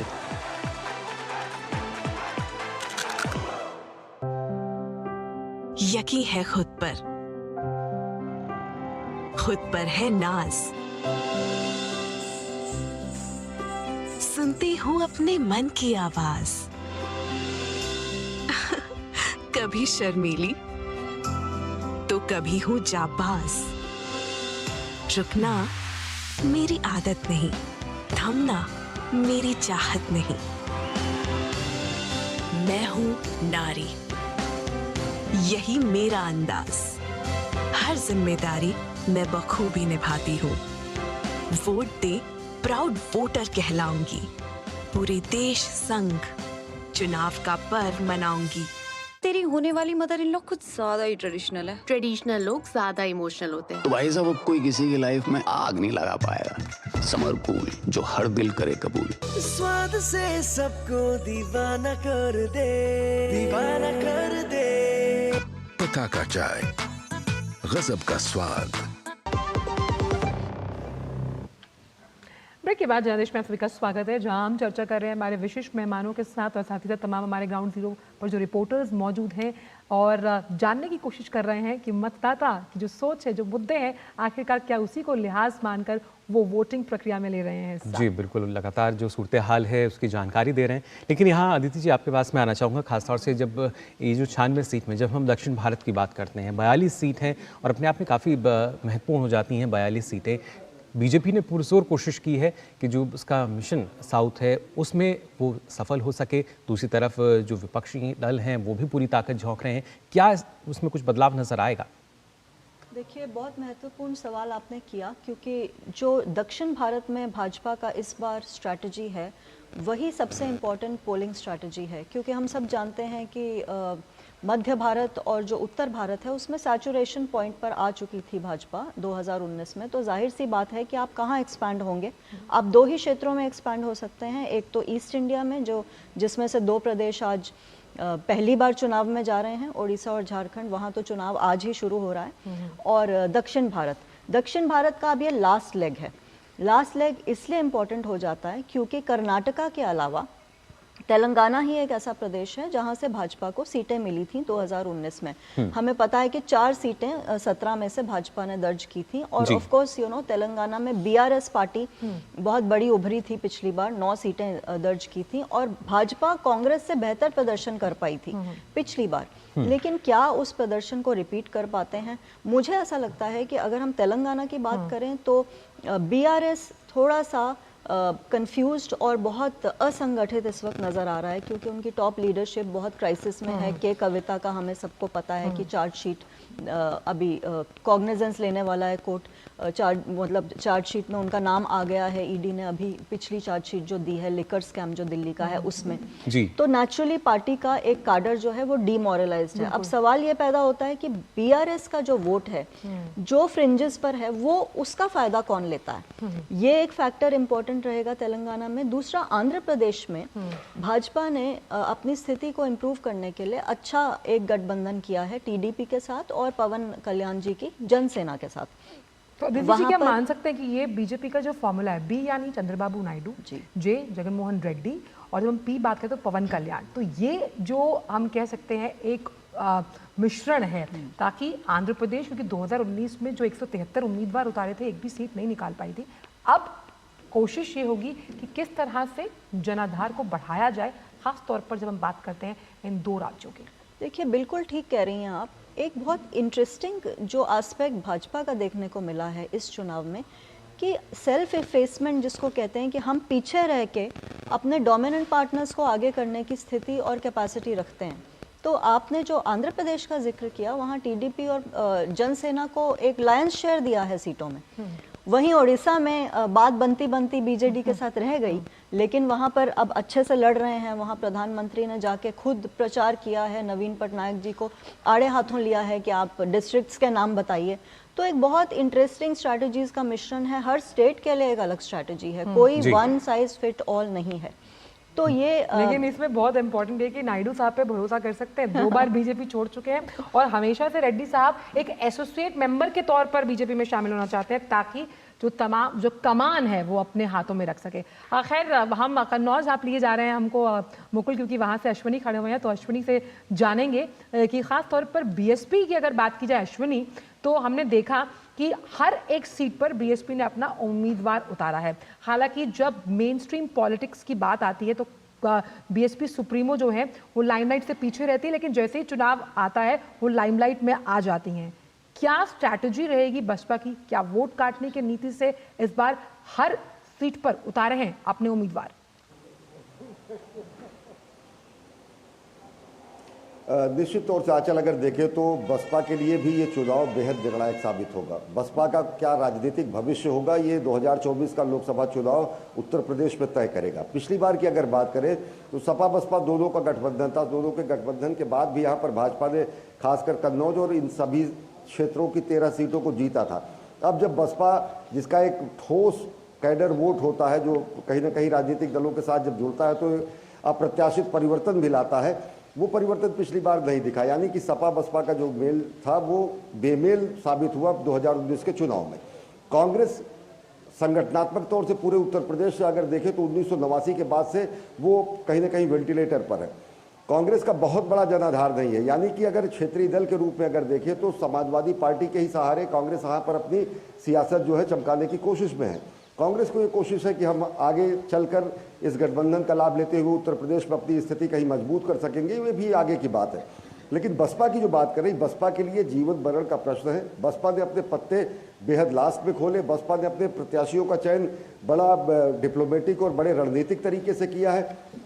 कई प्रत्याशियों को अंतिम समय में बदला भी गया है। प्रत्याशियों को बदलने से जनता में कहीं ऐसा क्लियर कट एक मैसेज भी नहीं गया है। तो बसपा का जो वोटर है वो कहीं ना कहीं बिखरा हुआ। अब बसपा का एक जो कोर वोटर है वो उसमें से बहुत सारे ऐसे लोग हैं जो कि लाभार्थी की श्रेणी में आते हैं। अभी जैसा कि हमारे गेस्ट बता रहे थे कि महिलाओं की एक अलग वोट बैंक नहीं कहेंगे, लेकिन एक अलग कैडर अगर तैयार हुआ, महिलाओं का एक अलग वर्ग तैयार हुआ है, महिलाओं का एक अलग वोट की ताकत तैयार हुई है, तो कहीं ना कहीं एक वोट की ताकत लाभार्थियों की भी हुई है जो across religion, across cast, across जो है सोसाइटी, और वो ऐसे लोग हैं जो कि लाभार्थी हैं। तो सबसे ज्यादा अगर सरकारी योजनाओं का लाभ मिला है तो दलित, पिछड़ा और अन्य लोगों को मिला है। तो ऐसे में देखना बेहद दिलचस्प होगा कि बसपा जो कि पूरी ताकत से चुनाव में कहीं खड़ी नहीं दिखती है पूरे उत्तर प्रदेश में, बसपा कहीं इस तरीके से नहीं दिख रही है कि बसपा सीधी लड़ाई में हो। लड़ाई अगर देखें तो इंडिया गठबंधन और भारतीय जनता पार्टी के बीच में सीधी लड़ाई है। और यहाँ पर अगर देखें, जाति समीकरण की भी बात करूंगा मैं, सामाजिक समीकरण की बात करूंगा, बसपा का जो कैडर है और जो आपको एक मिनट में रुकना चाहेंगे। कन्नौज से जो प्रत्याशी खड़े हैं सुब्रत पाठक अखिलेश यादव के खिलाफ, वो क्या कुछ कह रहे हैं, एक बार वो सुनते फिर अश्विनी आप अपनी बात। उन्होंने वोट डाला है। हाँ, वोट डाला है, वो क्या कह रहे हैं सुनते हैं एक बार। देश की जनता एक बार फिर से प्रदेश के प्रधानमंत्री नरेंद्र मोदी जी को फिर प्रधानमंत्री चुनने जा रही है और मुझे साफ नीचे जमीन पर दिखाई पड़ा है। तो ये कहते हुए नजर आते हैं सुब्रत पाठक कि जो देश की जनता है वो अपना अधिकार का प्रयोग कर रही है और एक बेहतर सरकार जो है वो चलती नजर आ रही है। अश्विनी, जिस तरीके से आप बता रहे थे, क्योंकि सुब्रत पाठक की भी अगर बात की जाए तो एक मजबूत स्थिति जो है इनकी नज़र आती है और ख़ासतौर से जो जनता का भरोसा है, जनता ने जो अपने अहम मुद्दे रखे हैं उनमें विकास को प्राथमिकता दी गई है, उसके साथ साथ तमाम जो सुविधाएं मिली हैं उसमें भी कहीं ना कहीं जनता का विश्वास नज़र आता है। देखिए, विश्वास है लोगों में और विश्वास का कितना मत प्रतिशत के साथ साथ लाभ मिल पाता है भारतीय जनता पार्टी को, केंद्र सरकार को, ये जनादेश बताएगा। लेकिन एक और मैं दिलचस्प बात बताऊं, बसपा की जैसे इससे पहले बात चल रही थी, बसपा इस पूरी लड़ाई में कहीं ना कहीं इस स्थिति में निश्चित तौर से कि अगर बसपा का जो मूल कैडर वोट है वो कहीं भी अगर शिफ्ट होता है तो वो एक अप्रत्याशित कहीं स्थिति ला सकता है।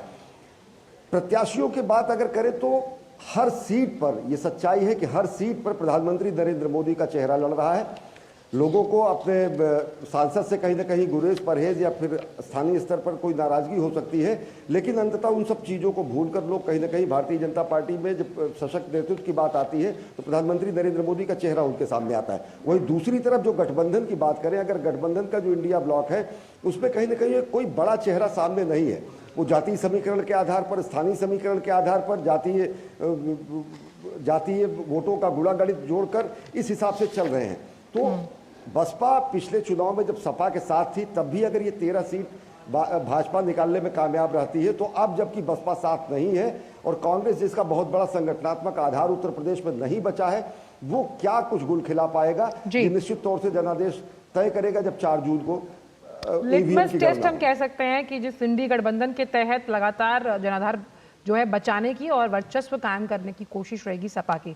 और हम वापस बात करेंगे अजीत के साथ कि आखिरकार जो ये तमाम सीटें, जब हम मध्य प्रदेश की बात करते हैं, इस पर बीजेपी का वर्चस्व हमेशा से कायम रहा, क्या इस बार भी ऐसा होगा? निमाड़ की ये सीटें हैं और इस लिहाज से ये चरण बेहद निर्णायक होने वाला है। लेकिन वक्त जनादेश में एक छोटे से ब्रेक का है।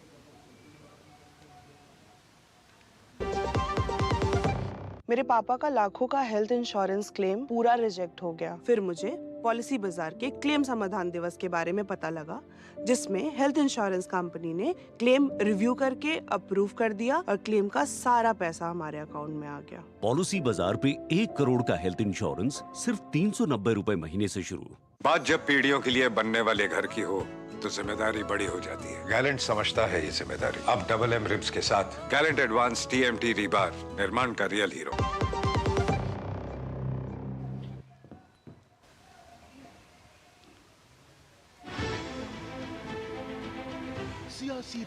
तो ब्रेक के बाद आप सभी का एक बार फिर स्वागत। आप देख रहे हैं जनादेश 2024, जहां अब आपको हम समझाने की कोशिश करेंगे कि कैसे जो खास सीट पवन है। कल्याण, जो कि हम बात करते हैं आंध्र प्रदेश की, तो TDP और पवन कल्याण की पार्टी का मिलन है बीजेपी के साथ। उन्होंने वोट डाला है, आपको दिखा दें, और बहुत मशहूर कलाकार हैं। जब हम बात करते हैं साउथ फिल्म इंडस्ट्री के, तो उनकी पार्टी के साथ बीजेपी कहीं ना कहीं भाजपा का गठबंधन है। तो आंध्र प्रदेश में किस तरह से अपने हम कहते हैं वोट प्रतिशत को बढ़ाएगी, ये देखना होगा। बिल्कुल, और जाहिर तौर पर अगर देखा जाए, क्योंकि जब हम मिशन साउथ को देखते हैं आंचल, तो कहीं ना कहीं इन तमाम सीटों पर कोशिश यही की जा रही है कि कैसे जो वोटिंग परसेंटेज है वो तो जाहिर तौर पर बढ़ता ही नजर आएगा, लेकिन किस तरीके से वो हम कह सकते हैं कि जो जीत है उसमें बदल पाएगा या नहीं, ये भी देखना अपने आप में दिलचस्प होगा। और बिल्कुल हम जानते हैं कि जब हम साउथ की पॉलिटिक्स का जिक्र करते हैं ना मुकुल, तो उसमें खास तौर पर वहाँ पर जो तमाम फिल्मी सितारे हैं उनके वोट करने की अपील और जनता के साथ उनका जो कनेक्ट है वो हम लगातार मानते हैं और समझते हैं, और इसीलिए थोड़ी सी अलग होती है राजनीति जब हम उत्तर और दक्षिण की बात करते हैं। तो पवन कल्याण की जो अपनी पार्टी है वो खुद जनाधार को बढ़ाने के लिए और किस तरह से लोगों के मन में, और देखिए रोड शो में भी हमने बानगी देखी थी, ना सिर्फ प्रधानमंत्री के लिए जो हम कह सकते हैं जनता वहाँ उमड़ पड़ी थी, और साथ ही साथ अपने जो बीच अभिनेता को देखने के लिए भी, पवन कल्याण को देखने के लिए भी। और अहम बात पता है यहाँ पर क्या है मुकुल, कि किस तरह से अभी हमने अल्लू अर्जुन को देखा था, वो वोट डालने के लिए आए थे, और इस तरह के जब लोग वोट डालते हैं, बड़ी शख्सियतें, तो एक क्लियर कट मैसेज जाता हुआ। जी चलिए, तो ये तस्वीरें लगातार वायरल होती रहेंगी, क्योंकि ये कहीं ना कहीं मैसेज देती हैं क्लियर कट कि भाई अपने वोट अधिकार का इस्तेमाल कीजिए और आइए। लेकिन अब जो दिलचस्प मुकाबला है वो तस्वीरें भी दिखा देते हैं। खासतौर से आप देख रहे होंगे बिहार के बेगूसराय की अगर बात की जाए, गिरिराज सिंह और दूसरी तरफ अवधेश कुमार राय जो हैं, इनके बीच जो मुकाबला है वो काफ़ी दिलचस्प रहने वाला है। और देखिए बेगूसराय से आते हैं, अब बिहार की जब बात करते हैं तो अपने आप को बिहार का बेटा बताते हैं, तो उस लिहाज से ये जो सीटें हैं वो इस सीट पर ये मुकाबला बेहद अहम हो जाता है। जी बिल्कुल, और साथ ही साथ क्योंकि अहम इसलिए भी है, इससे पहले भी हमने देखा था ये ऐसी सीट रही है, काफ़ी चर्चित सीटों में मानी जाती है बेगूसराय की सीट, और यहाँ पर नेता है भाई, अपने बयान के लिए जाने जाते हैं। अभी हमने देखा था कई चुनावी पलटवार करते हैं, या देखिए राजीव रंजन ललन सिंह की अगर बात की जाए तो, और साथ ही साथ कुमारी अनीता, दोनों की अगर बात की जाए तो राजीव ललन सिंह अगर मैं मानूं तो राजनीतिक कद्दावर नेता हैं और जेडीयू के, और यहाँ पर जेडीयू ने जिस तरह से हमने देखा कि बीजेपी के साथ मिलन किया है, तो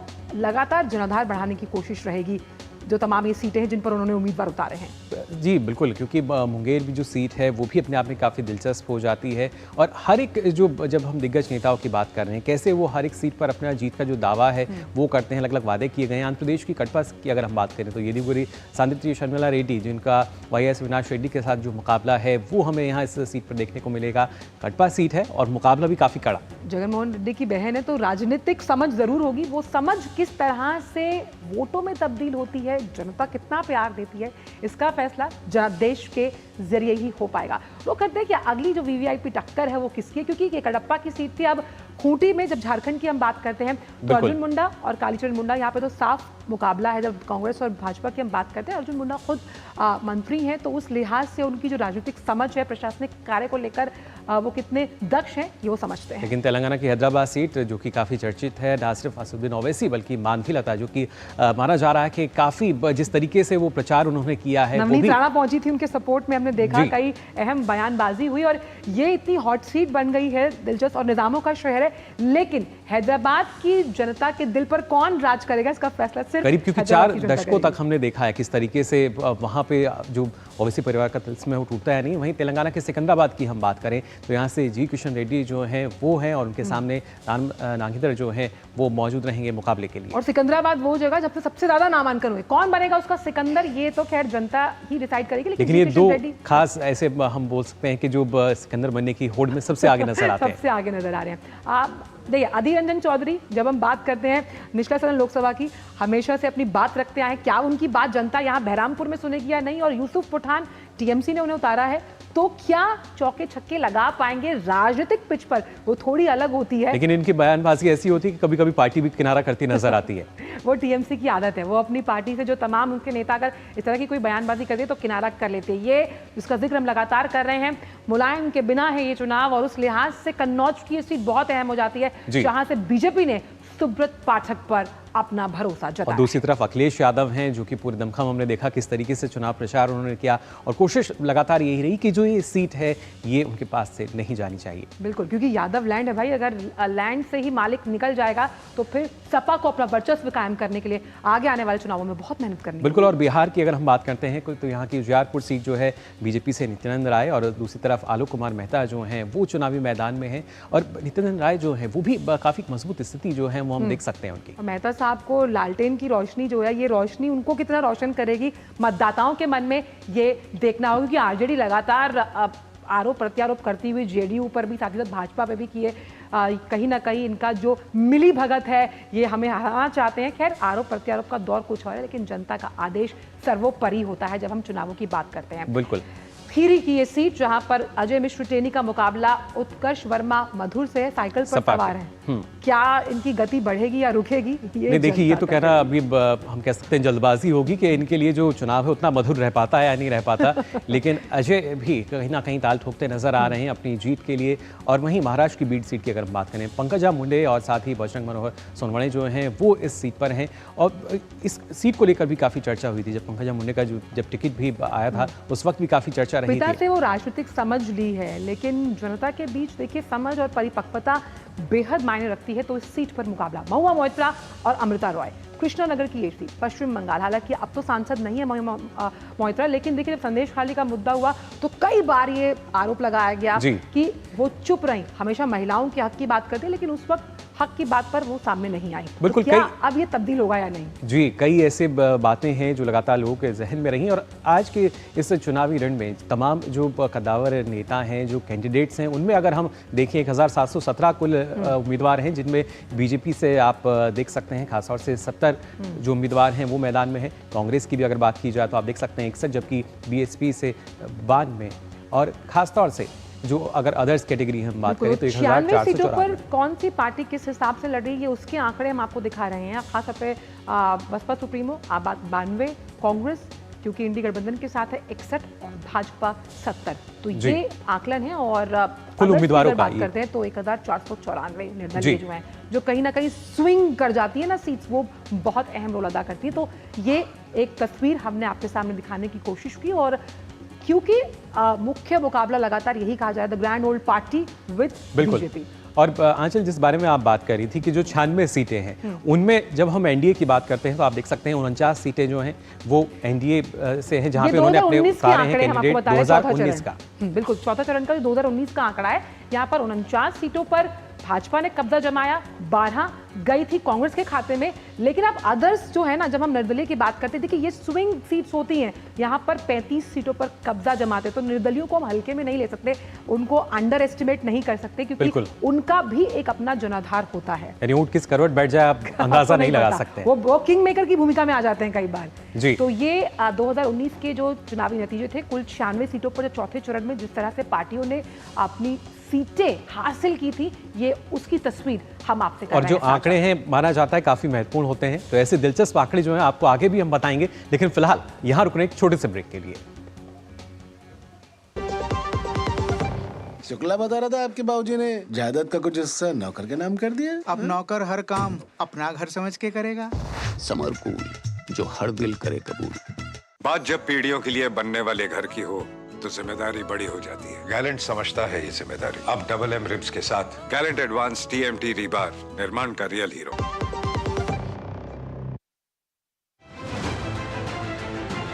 दुनिया की सबसे तेज रफ्तार और 5वीं सबसे बड़ी अर्थव्यवस्था, विश्व स्तर के बुनियादी ढांचे, भारत की फिनटेक क्रांति की कहानी मेक इन इंडिया और स्टार्टअप इंडिया की सफलता की। आर्थिक जगत की सुर्खियां आम आदमी के लिए क्या है मायने, शेयर बाजार और दूसरे फाइनेंशियल मार्केट्स के तमाम अपडेट्स, कारोबार जगत की बड़ी खबरों का सटीक और सरल विश्लेषण। देखिए इकोनॉमी टुडे सोमवार से शुक्रवार सुबह 9:30 बजे सिर्फ डीडी न्यूज पर।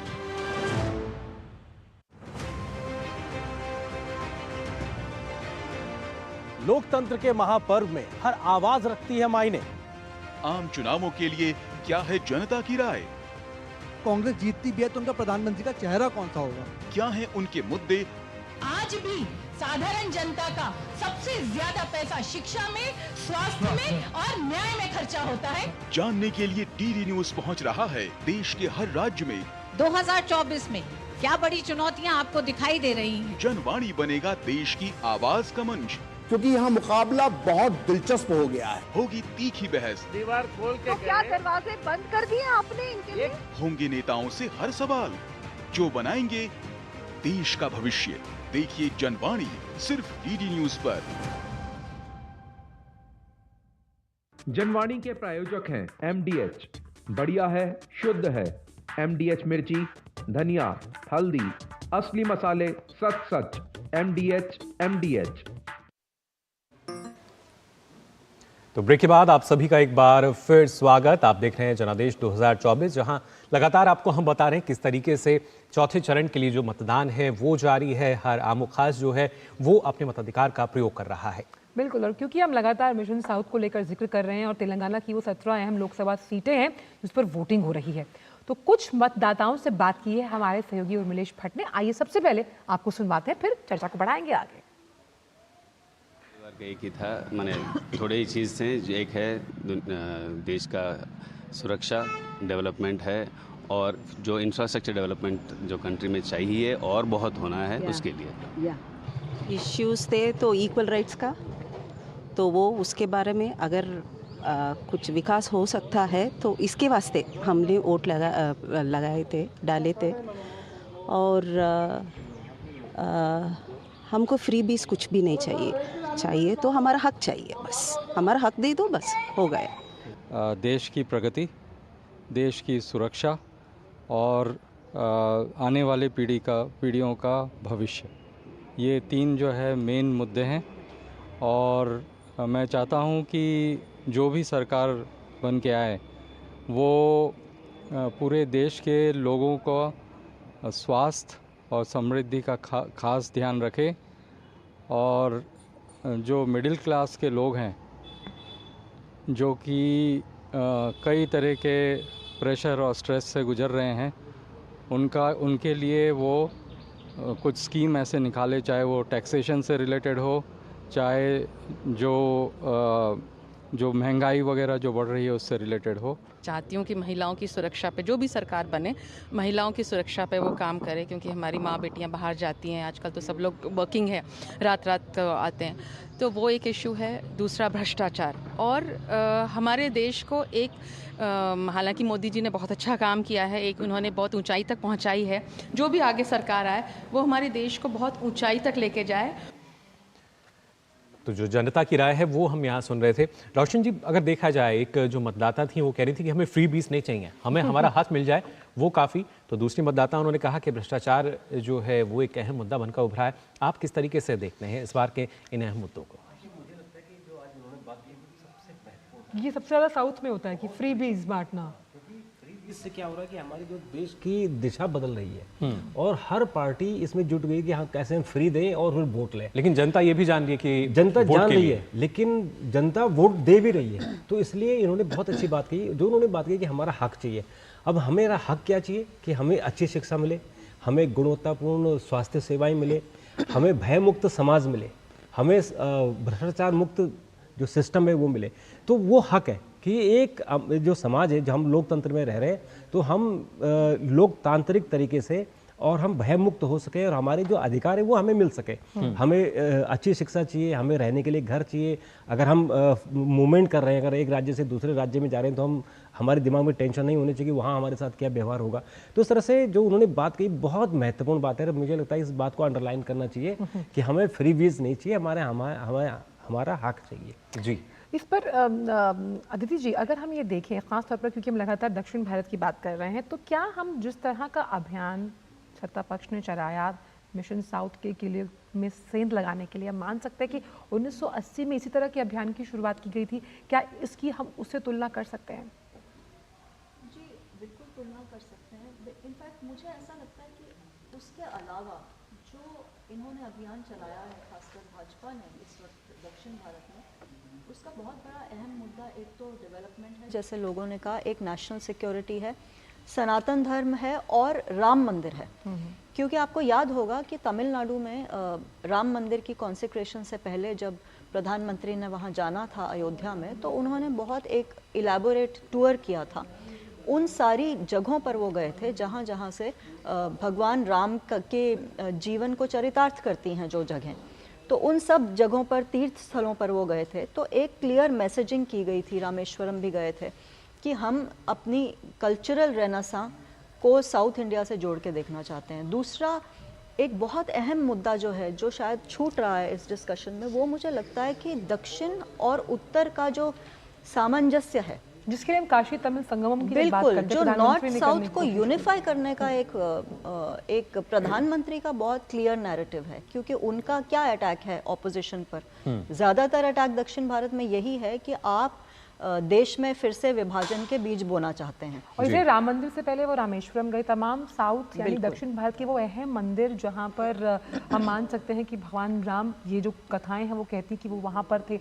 उस लिहाज से क्योंकि आपने इस हम कहते अखंड भारत की बात की, लेकिन ऐसे ही भारत जोड़ो यात्रा की बात लगातार राहुल गांधी करते आए, उनका मानना था। लेकिन जिस तरह की बयानबाजी, जब हम सैम पित्रोदा की बयानबाजी सुनते हैं, या फिर हम उनके कुछ ऐसे और मंत्री हैं जो बेसिर पैर के बयान देते हैं, क्या उसमें जो मुख्य मुद्दे हैं वो छूट जाते हैं? बात हम मंगलसूत्र की करते हैं, विरासत टैक्स की जब हम बात करते हैं, इस तरह की बयानबाजी से जो प्रमुख मुद्दे हैं वो कहीं ना कहीं भटकते हैं। देखिए बिल्कुल भटकते हैं, क्योंकि सबसे ज़्यादा खामियाजा किसको भुगतना पड़ता है? सबसे ज़्यादा खामियाजा तो ऑपोजिशन को ही भुगतना पड़ता है, क्योंकि ये तो पिच ही बीजेपी की है।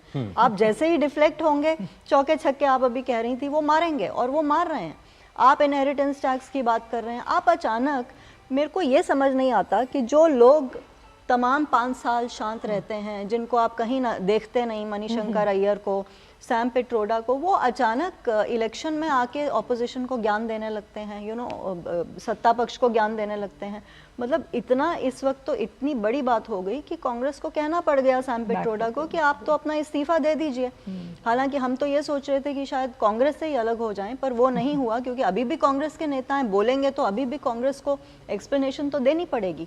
तो बिल्कुल ठीक कह रही हैं आप कि मुद्दों से भटकाने का काम तो कांग्रेस खुद ही कर रही है। ये सत्ता पक्ष तो रिएक्ट कर रहा है, और एक डायनामिक इलेक्टोरल साइकिल में कोई भी मुद्दा स्टैटिक तो रहता नहीं है, आपको रिएक्ट करना है, काउंटर करना है, तो उसमें तो ये लोग मास्टर्स हैं। यानी जो कहते हैं उसमें खुद ही फंसते हुए नजर आते हैं, आरोप भी लगाते हैं और उन्हीं आरोपों में इनको बार बार जो जवाब है वो देने पड़ते हैं। लेकिन रोशन जी, खासतौर से पश्चिम बंगाल की अगर 8 जो सीट हैं उनकी अगर खासतौर से हम बात करें, क्योंकि यहाँ अब तक जितना भी चुनाव हुआ है हमने देखा किस तरीके से काफ़ी चुनौतीपूर्ण होता है शांति व्यवस्था को बरकरार रखना, कानून व्यवस्था ना बिगड़े। लेकिन इन 8 सीटों की अगर बात की जाए तो ये कितनी महत्वपूर्ण है?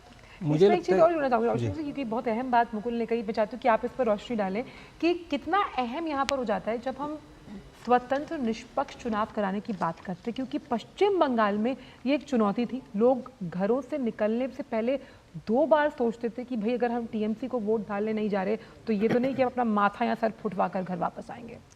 देखिए, असल में पश्चिम बंगाल, जैसे कल वहाँ प्रधानमंत्री गए थे और उन्होंने बड़ी अच्छी बात कही कि एक ज़माना था कि पश्चिम बंगाल, हमारे बड़े बड़े वैज्ञानिक पश्चिम बंगाल से पैदा हुए, बड़े बड़े हमारे फिलोसोफर पश्चिम बंगाल से हुए। लेकिन जब ये लेफ्ट पार्टीज़ वहाँ आई 1977 की बात, वो तो उन्होंने ऐसा कैडर वहाँ तैयार किया कि वहाँ खून खराबा हुआ, और वो खून खराबा का दौर टीएमसी के राज में भी चल रहा है। अपने पिछले दिनों देखा चुनाव में किस तरह से उनके जो कैडर है वो सिक्योरिटी फोर्सेस के साथ भिड़ रहे हैं जी। तो वो जो दिक्कतें हैं वहाँ की, लॉ एंड ऑर्डर की सिचुएशन क्या है, अभी संदेश खाली का हमने सिचुएशन देखी तो लोग कहीं ना कहीं वहाँ परेशान है। वहाँ की जो कैडर है, वहाँ की जो सरकार है, सिर्फ कानून व्यवस्था को लेकर ही लोग परेशान हैं जी। जहाँ तक 8 सीटें हैं, इसमें जो 4 सीटें वो बहुत महत्वपूर्ण है। जैसे आपने भी जिक्र किया था कि कृष्णानगर सीट है महुआ मोइत्रा की जी, क्योंकि पिछली बार उनको जो सवाल पूछने के बदले पैसा लेने का उन पर आरोप था, उनको लोकसभा से बर्खास्त कर दिया गया था, तो दोबारा से वो चुनाव लड़ रही हैं। और जो बहरामपुर है वहाँ अधीर रंजन चौधरी हैं और यूसुफ पठान जो क्रिकेटर हैं वो उनके खिलाफ लड़ रहे हैं। आसनसोल से आप देखिए कि शत्रुघ्न सिन्हा और एसएस आहलुवालिया दोनों बीजेपी के थे। एसएस आहलुवालिया को वर्धमान से इधर लाया गया है और शत्रुघ्न सिन्हा की जो उनकी उम्र भी बढ़ रही है तो उनको ऐसा लग रहा है कि इस बार शत्रुघ्न सिन्हा वहाँ फंस गए हैं। और जो वर्धमान दुर्गापुर है जहाँ से दिलीप घोष के खिलाफ कीर्ति आज़ाद लड़ रहे हैं, तो कीर्ति आज़ाद भी बीजेपी से गए हैं, वहाँ नाराज होकर गए हैं वो भी एक संघर्ष कर रहे हैं कि किसी तरह से वापस लोकसभा में आए, पर मुझे लगता नहीं है कि कीर्ति आज़ाद को अभी सफलता इसमें मिलेगी। तो पश्चिम बंगाल का कुल मिला के जो प्रकरण है वो कानून व्यवस्था को लेकर ज़्यादा है।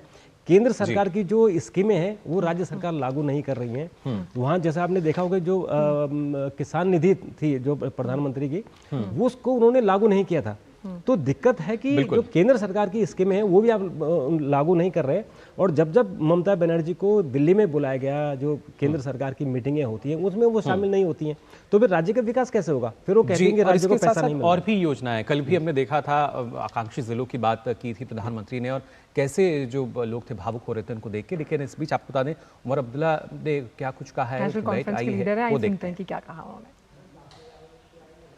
श्रीनगर पार्लिमानी नशस्त के वोटर जो हैं अपने वोट का इस्तेमाल करेंगे। हम वोट डालने जा रहे हैं और मैं उम्मीद करूंगा कि ज़्यादा से ज़्यादा लोग जो हैं इस में हिस्सा लें, क्योंकि आखिरकार अगर आप अपने नुमाइंदे को चुनने में हिस्सा नहीं लेते हो तो फिर आप अपने नुमाइंदे से उम्मीद भी क्या कर सकते हो।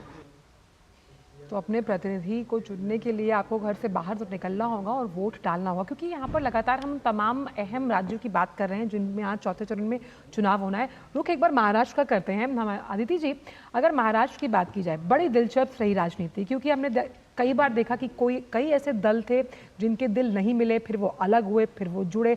और ख़ास तौर पर अगर बात की जाए एनसीपी और शिवसेना, 2 मुख्य पार्टियां हैं और दोनों ही पार्टियों में 2 फाड़। क्या इसका असर खास तौर पर जो तमाम अहम सीटें हैं, अगर बात की जाए तमाम चरणों में जिसमें महाराष्ट्र की अहम सीटें हैं, कितना असर डालता हुआ नजर आएगा ये वाला फैक्टर? बहुत बड़ा फैक्टर है। हम जब वहाँ फील्ड में भी गए थे तो ऐसा नज़र आ रहा था कि वोटर्स के मन में भी बहुत ज़्यादा कन्फ्यूजन है। एक अजीब सी हलचल मची हुई है क्योंकि किसी को नहीं पता कि किस तरफ जाइएगा। असली शरद पवार पार्टी, फिर असली आपके लिए शिवसेना, वो हम ही कई बार सवाल पूछने में कंफ्यूज हो जाते हैं। तो मुझे लगता है कि वोटर कितना ज़्यादा असमंजस की स्थिति उसकी हो जाती है। देखिए, वोटर्स के लिए बहुत अजीब सी स्थिति इसलिए भी है क्योंकि बहुत से वोटर्स और कार्डर्स जो हैं वो दिल से नेताओं से जुड़े होते हैं। वो अरिथमेटिक, केमिस्ट्री, फिजिक्स इन चीज़ों से नहीं जुड़े होते।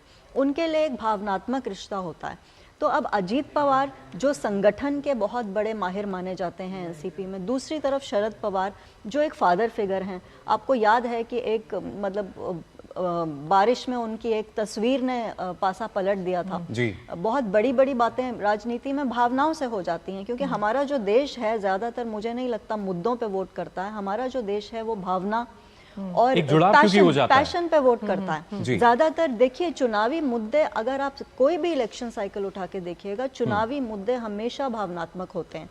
आप अगर डेवलपमेंट पे वोट होता तो PV Narasimha Rao economic liberalisation के बाद का चुनाव नहीं हारते 1996 का, वो बहुत प्रचंड बहुमत से जीतते, पर ऐसा नहीं हुआ, वो हार गए क्योंकि ये चीजें बहुत लिमिटेड अर्बन सेगमेंट को टच करती हैं, जैसा महाराष्ट्र में हो रहा है। पर अब दोनों ही चीजें हम कह सकते हैं अदिति जी देखने को मिलती हैं। जो भावुकता है उसकी भी जगह है और जो मुद्दे हैं उसको लेके भी जो जनता है वो जागरूक है। नहीं, मुद्दे तो नैरेटिव में है ही, लेकिन महाराष्ट्र में स्पेशली मुझे लगता है जैसा कि आपने कहा। बिल्कुल अदिति जी, हमारे और संवाददाता जो है वो भी हमारे साथ जुड़े हैं। दिवाकर कुमार हमारे साथ जुड़े हैं, खूंटी झारखंड से जुड़ चुके हैं, और साथ ही साथ जो रजनीश है वो भी हमारे साथ जुड़े हैं उड़ीसा से जुड़े हुए हैं। सबसे पहले हम आपके पास आते हैं दिवाकर, खूंटी की जब हम बात करते हैं तो मुंडा जनजाति जो है, जब हम आदिवासी क्षेत्र है, उसके लिहाज से ये जो इलाका है बहुत अहम माना जाता है। और यहाँ पर तो मुंडा वर्सेस मुंडा है, उस लिहाज से अर्जुन मुंडा का जो राजनीतिक कद है काफ़ी ज़्यादा महत्वपूर्ण है। जब हम बात करते हैं सत्ता पक्ष की, वहाँ का सियासी माहौल क्या कहता है? जिस पोलिंग बूथ पर आप मौजूद हैं, वहाँ पर वोटर्स के मन में क्या पढ़ पा रहे हैं आप? देखिए, सियासी समीकरण समझाने से पहले मैं आपको झारखंड की जो खूबसूरती और जिसके लिए झारखंड जाना जाता है उसकी तस्वीर पहले आपको हम लोकतंत्र के इस महापर्व में दिखाने की कोशिश करते हैं। देखिए, ये झारखंड का बहुत ही दुर्गम इलाका है, खूंटी का ये तोरपा का इलाका है जहां आसानी से आप पहुंच भी नहीं सकते हैं। और उस जगह पर आज आप मतदान को लेकर आप देखिए किस तरीके का उत्साह है, और जो निर्वाचन आयोग की लगातार पहल की गई थी कि किस तरीके से जो बूथ हो उसको कुछ यूनिक रूप दिया जाए, तो यहां जब हम पहुंचे हैं तो देखिए किस तरीके से ट्रेडिशनल वेलकम, जो कि झारखंड को ऐसे भी कहा जाता है कि जल जंगल का जो इलाका ये है, वहां पर सब कुछ जो है वो प्रकृति से जुड़ा हुआ है। चाहे यहाँ के पर्व हो, चाहे त्योहार हो, चाहे वो सरहुल मनाते हो, चाहे वो कर्मा फेस्टिवल मनाते हो, हर जगह जो है वो प्रकृति के नजारे देखने को मिलते हैं। तो आज लोकतंत्र के इस महापर्व में कुछ वैसे ही नजारे आपके साथ हम दिखाते हैं। ये एक महिला अभी वोट देकर आई है, ये बुजुर्ग महिला है और विकलांग भी है। तो देखिए, इन्होंने वोट किया है और ये इनके अंगुली पर ये निशान है, लेकिन इनका वेलकम देखिए किस तरीके से यहाँ किया गया, फूल के साथ इस मतदान केंद्र पर वेलकम किया गया। ऐसे ही एक दूसरे जो है दिव्यांग मतदाता, उनके भी देखिए किस तरीके से उत्साह है। और लगातार चाहे वो यहाँ पर अधिकारी पहुंचे हो, चाहे वो मतदाता पहुंचे हो, सबके सब ट्रेडिशनल लुक में नजर आए हैं। और इसके पीछे क्या कुछ थीम इन लोगों ने रखा था, हमारे साथ यहाँ के स्थानीय वीडियो है, किस तरीके से आपने इसको थीम दिया है। देखिए, एक यूनिक बूथ है। हम लोगों ने ये तय किया था कि चूंकि यहाँ 100% आबादी जो आदिवासी की है, तो हम लोगों ने सोचा कि क्यों ना हमको आदिवासी थीम पर हम लोग बनाएं। और लोगों में चरम पर है उत्साह जो आप देख रहे हैं। ये आदिवासी समाज में जो बहुत सारे मूल्य हैं जिसको हम लोग को अनुकरण करने की आवश्यकता है। उसमें दो महत्वपूर्ण मूल्य है जिसका मैं उल्लेख करना चाहूँगा। पहला तो एक प्रकृति के प्रति प्रेम और दूसरा लोकतंत्र के प्रति प्रेम। ये दोनों आज देखने को मिल रहा है। हम लोगों ने सोहराय पेंटिंग कराई है, इस बूथ को तैयारी की है जी। बिल्कुल, उसका उत्साह भी देखिए। एक छोटा सा गांव है, लेकिन जो ये लंबी लंबी कतारें हैं, उसके अलावा एक देखिए चुनाव का पर्व का एक फोटो सेल्फी बूथ बनाया गया है। वहां पर भगवान बिरसा मुंडा के लिए ये धरती जानी जाती है। तो किस तरीके से भगवान बिरसा मुंडा की धरती पर लोगों ने उसका भी एक स्वरूप दिया है, उसकी भी झलक यहाँ देखने को मिल रही है। बिल्कुल दिवाकर, काफी सजीव यहाँ पर लोग भी पहुंचे हैं, वो भी कुछ इसी ट्रेडिशनल लुक में पहुंचे हैं। तो बिरसा मुंडा को जननायक की उपाधि दी गई है। और जिस तरह से आप तो लाइन देकर खुद समझ गए होंगे कि कितना मतलब इंटीरियर इतना इलाका है, फिर भी लोग सारा काम छोड़कर सुबह सबसे पहले मतदान करने आए हैं। तो इसके लिए जिला प्रशासन और सीआई जो उन्होंने काफी मेहनत की है। तो दिवाकर सशक्त तस्वीर है उस लोकतंत्र की जिसका हिस्सा मैं, आप, हम सब हैं। और क्योंकि जहां पर आप खड़े, हम पीछे दूर दूर तक जंगल देख सकते हैं। उस जंगल में जिस तरह से पोलिंग बूथ बनाया गया है, ये दर्शाता है कि लोकतंत्र की वो ताकत जिसका हिस्सा मैं, आप, हम सब हैं। और दायित्व क्या है, वो निभाना है एक वोट के साथ। एक चीज और मैं दिखाना चाहता हूँ, ये जी दिखाइए दिखाइए। देखिए किस तरीके का उत्साह, ये है लोकतंत्र का उत्साह और ट्रेडिशनल तरीके से।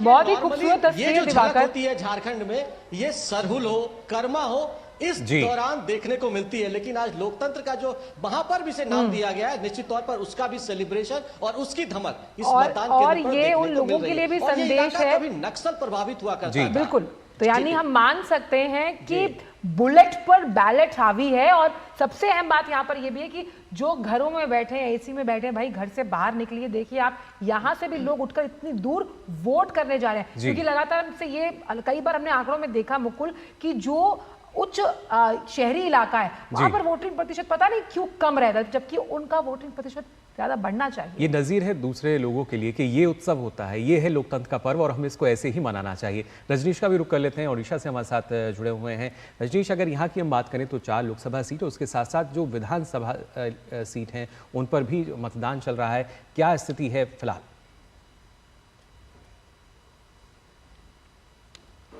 देखिए, अगर उड़ीसा की बात करें तो हम इस समय उड़ीसा के ब्रह्मपुर लोकसभा क्षेत्र में हैं। साथ में हम आपको बताना चाहेंगे, जिन लोगों से बात हमने की उनका साफ तौर पे करना है कि हमें चाहते हैं कि ये विकास की रफ्तार यहाँ तेज हो, और जितने भी वोटर हैं उनसे यही साथ में बात हुआ कि हमारा राष्ट्र मजबूत हो, हमारा प्रदेश मजबूत हो, साथ में हमारा जो लोकसभा क्षेत्र है या जो डिस्ट्रिक्ट है वो मजबूत हो, क्योंकि अगर ये मजबूत होगा तभी हम लोग आगे बढ़ेंगे। और साथ में उनका ये भी साफ तौर पे करना है कि यहाँ के जो स्वास्थ्य सुविधाएं हैं वो भी मजबूत हो। अभी मैं एक पोलिंग बूथ पे गया था, उस सखी पोलिंग बूथ है, वहाँ मैंने देखा हीट वेव, क्योंकि उड़ीसा में गर्मी ज़्यादा पड़ती है तो इसके लिए हीट वेव के से निपटने के लिए वहाँ व्यवस्था की गई है। कुछ डॉक्टर बैठाए गए हैं, ऑक्सीजन की व्यवस्था की गई है, साथ में ORS घोल भी बनाया जा रहा है, कूलर लगाए गए हैं, ताकि अगर किसी को कोई समस्या हो तो उनको उस समस्या से निपटने के लिए प्राथमिक उपचार के लिए उसको यहाँ पे देखा जा सके। दूसरा हम आपको बताना चाहेंगे कि ये इको फ्रेंडली, जिस बूथ पे मैं खड़ा हूँ इको फ्रेंडली बूथ है। यहाँ पे लंबी लंबी कतारें थी, अभी सुबह से लगी हुई थी, और लोगों का साफ तौर पे जिससे मैंने बात की उनका, चाहे वो हर वर्ग का हो, वो चाहे अभी मैंने एक बच्ची से बात किया, वो पहली बार मतदान करने आए थे, उसका साफ तौर पे कहना था कि मैंने अपने भविष्य को वोट दिया है, कि अगर मैं पहली बार मतदान करने आया तो मुझे इस चीज़ की खुशी थी कि मैं मतदान करने जा रही हूँ। मैंने राष्ट्र के इस उत्सव में मैंने साथ में सहभागिता की है, ये मुझे हमेशा प्रसन्नता रहेगी कि मैं पहली बार वोट देने आई तो मैंने अपने राष्ट्र को मजबूत करने के लिए वोट दिया, अपने भविष्य को मजबूत करने के वोट दिया। साथ मैंने एक बुजुर्ग से बात की, बुजुर्गों का साफ तौर पर कहना था कि अगर विकास होगा, राष्ट्र मजबूत होगा, विदेशों में अगर भारत की पहचान बनेगी तो उससे हमें खुशी होगी कि हमने मतदान किया और राष्ट्र मजबूत करने का मतदान किया। रेशम की नगरी, संस्कृति और स्मारक और मंदिरों के लिए जानी जाती है बहरामपुर। इस पर भी अपने जो हमारे विशिष्ट मेहमान हैं उन पर उड़ीसा की तमाम सीटों को लेकर बात करेंगे, लेकिन एक बार रुक कर लेते फिर से पश्चिम बंगाल के संदेश खाली का, बिल्कुल जिसका जिक्र भी अभी हम कर रहे हैं। बिल्कुल एक बार फिर से सुर्खियों में क्यों है बताएंगे मुकुल जी। बिल्कुल, दरअसल बीजेपी नेता अमित मालवीय ने एक वीडियो जारी किया है जिसमें पश्चिम बंगाल की rapid action force, civic police और स्थानीय टीएमसी कार्यकर्ताओं के साथ भाजपा कार्यकर्ताओं के घरों में घुसकर तोड़फोड़ और निजी सामान को नष्ट करते हुए नजर आ रही है। बीजेपी नेता ने ममता सरकार पर आरोप लगाया है कि संदेश खाली की महिलाओं द्वारा टीएमसी के स्थानीय गोरखे दिलीप मलिक के खिलाफ धमकाने का विरोध करने के बाद ये कदम उठाया गया है। मुख्यमंत्री ममता बनर्जी को आड़े हाथों लेते हुए अमित मालवीय ने एक्स पर पोस्ट किया है कि मुख्यमंत्री को सत्ता के इस बेशरम दुरुपयोग को रोकना होगा। मालवीय ने कहा कि इस तरह की धमकी बर्दाश्त नहीं की जा सकती, कानून का शासन कायम रहना चाहिए।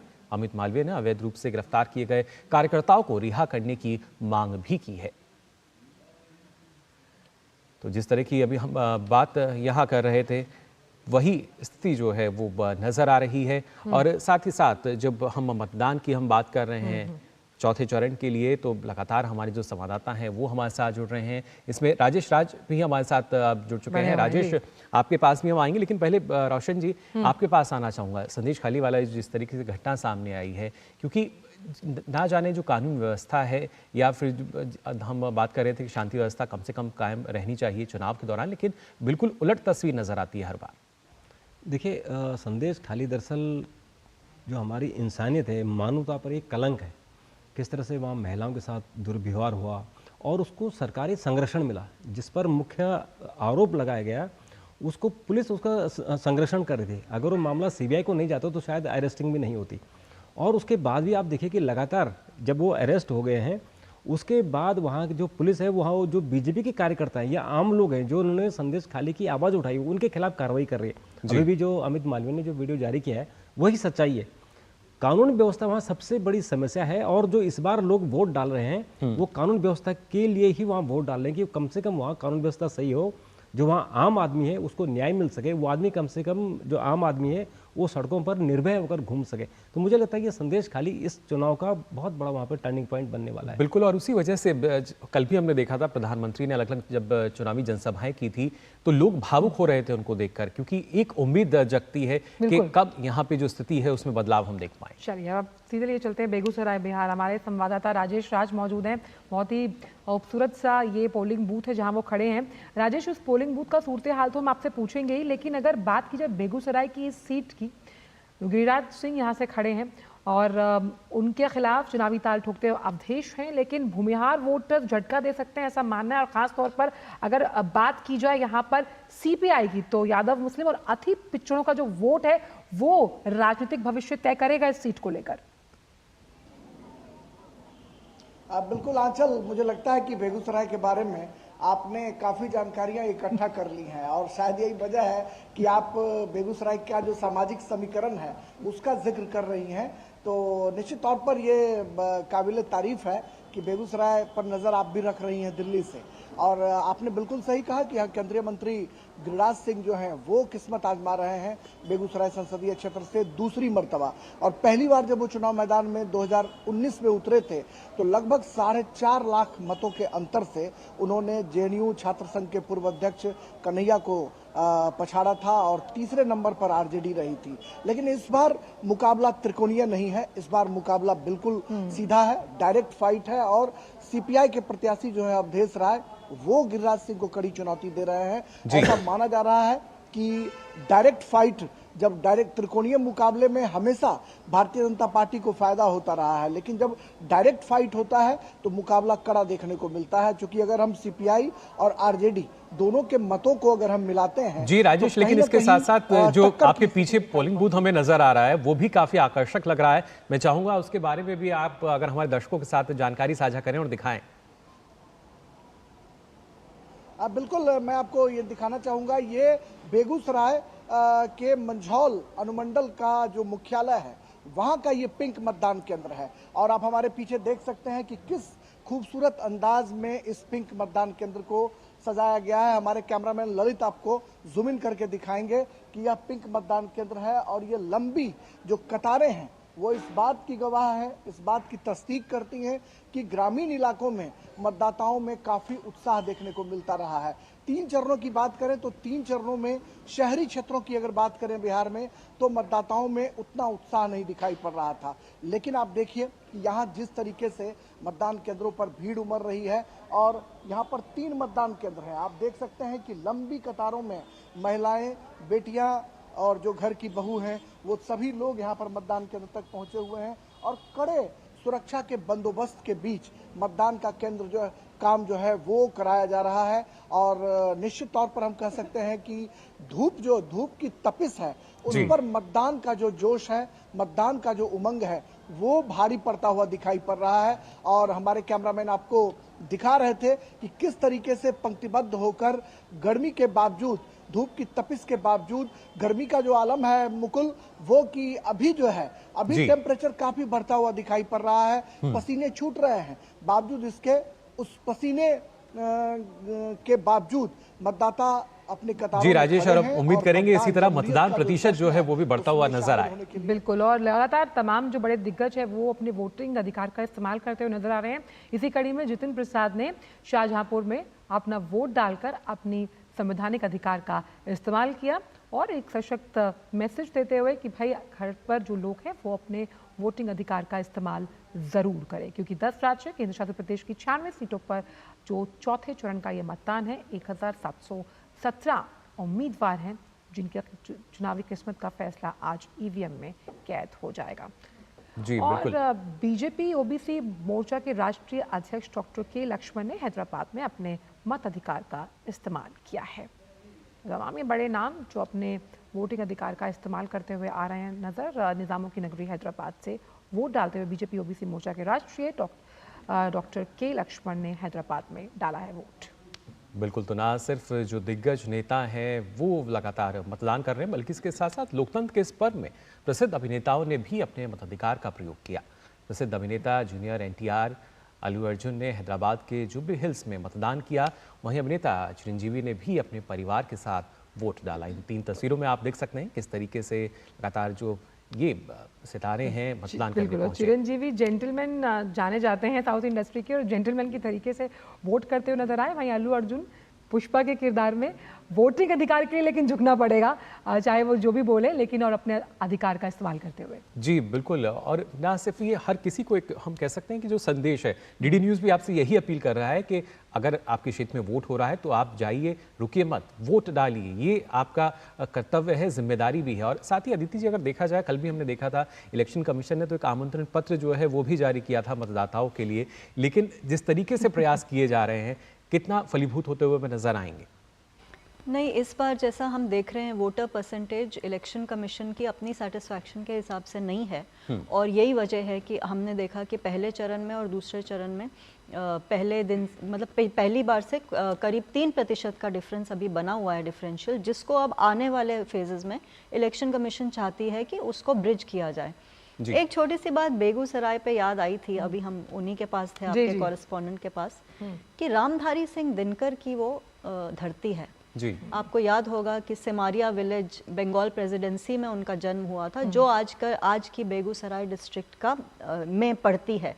और रामधारी सिंह दिनकर की वो जो कविता है जी, सिंहासन खाली करो कि जनता आती है, जो जयप्रकाश नारायण की जिसको कहते हैं कि गाइडिंग लाइट बनी थी इमरजेंसी की लड़ाई में जी।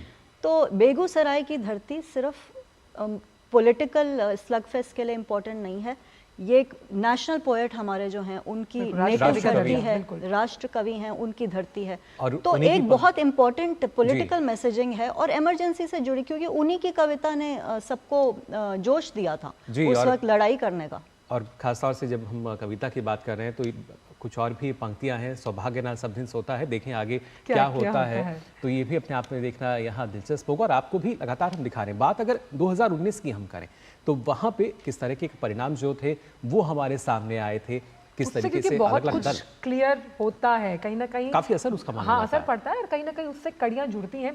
तो 2019 के कुछ अहम रोचक तथ्य और ग्राफिक्स आपको दिखाते हैं। देखिए, लोकसभा चुनाव 2019 का चौथा चरण, 4 कुल सीटें 96, बीजेपी ने जीती 42 सीटें, 42 अहम सीटें। तो इस बार कोशिश इससे पार पाने की होगी। बिल्कुल जाहिर तौर पर, जबकि कांग्रेस की अगर बात की जाए तो कांग्रेस सिर्फ 6 सीट इस चौथे चरण में 2019 में जीत पाई थी। सिमटेगा या विस्तारीकरण होगा, इंडी गठबंधन के लिहाज से देखना होगा। और जेडीयू के पास 1 सीट थी।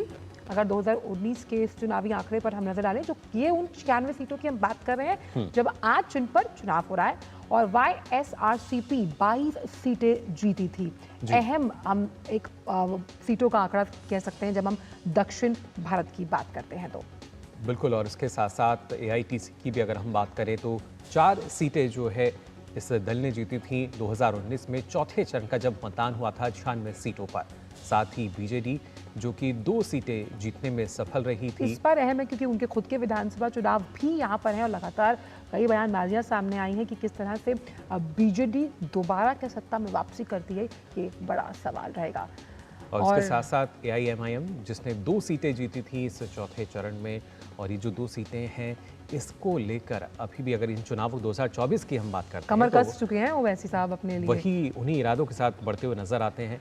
यहाँ स्थिति, क्योंकि जब हमने अपने साथ जो गेस्ट हैं उनसे भी बात की कि BRS के थोड़ी चुनौतीपूर्ण, क्योंकि अभी 9 सीटें जीती, लेकिन KCR जिस दावे के साथ तेलंगाना में आए थे उन दावों की पोल खुलती हुई नजर आती है, खासतौर पर भ्रष्टाचार के मामले में, कि कविता का ये मामला हमारे सामने है, तो क्या उसका असर पड़ेगा या नहीं।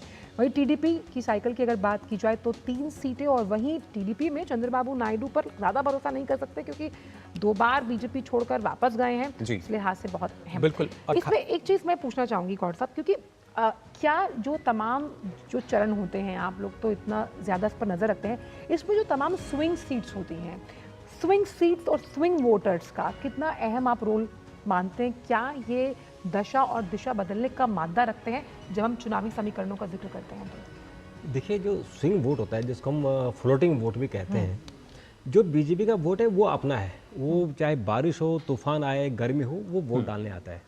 और जो कांग्रेस का वोट है या दूसरे जो क्षेत्रीय दल हैं उनके वोट हैं वो आते ही आते हैं।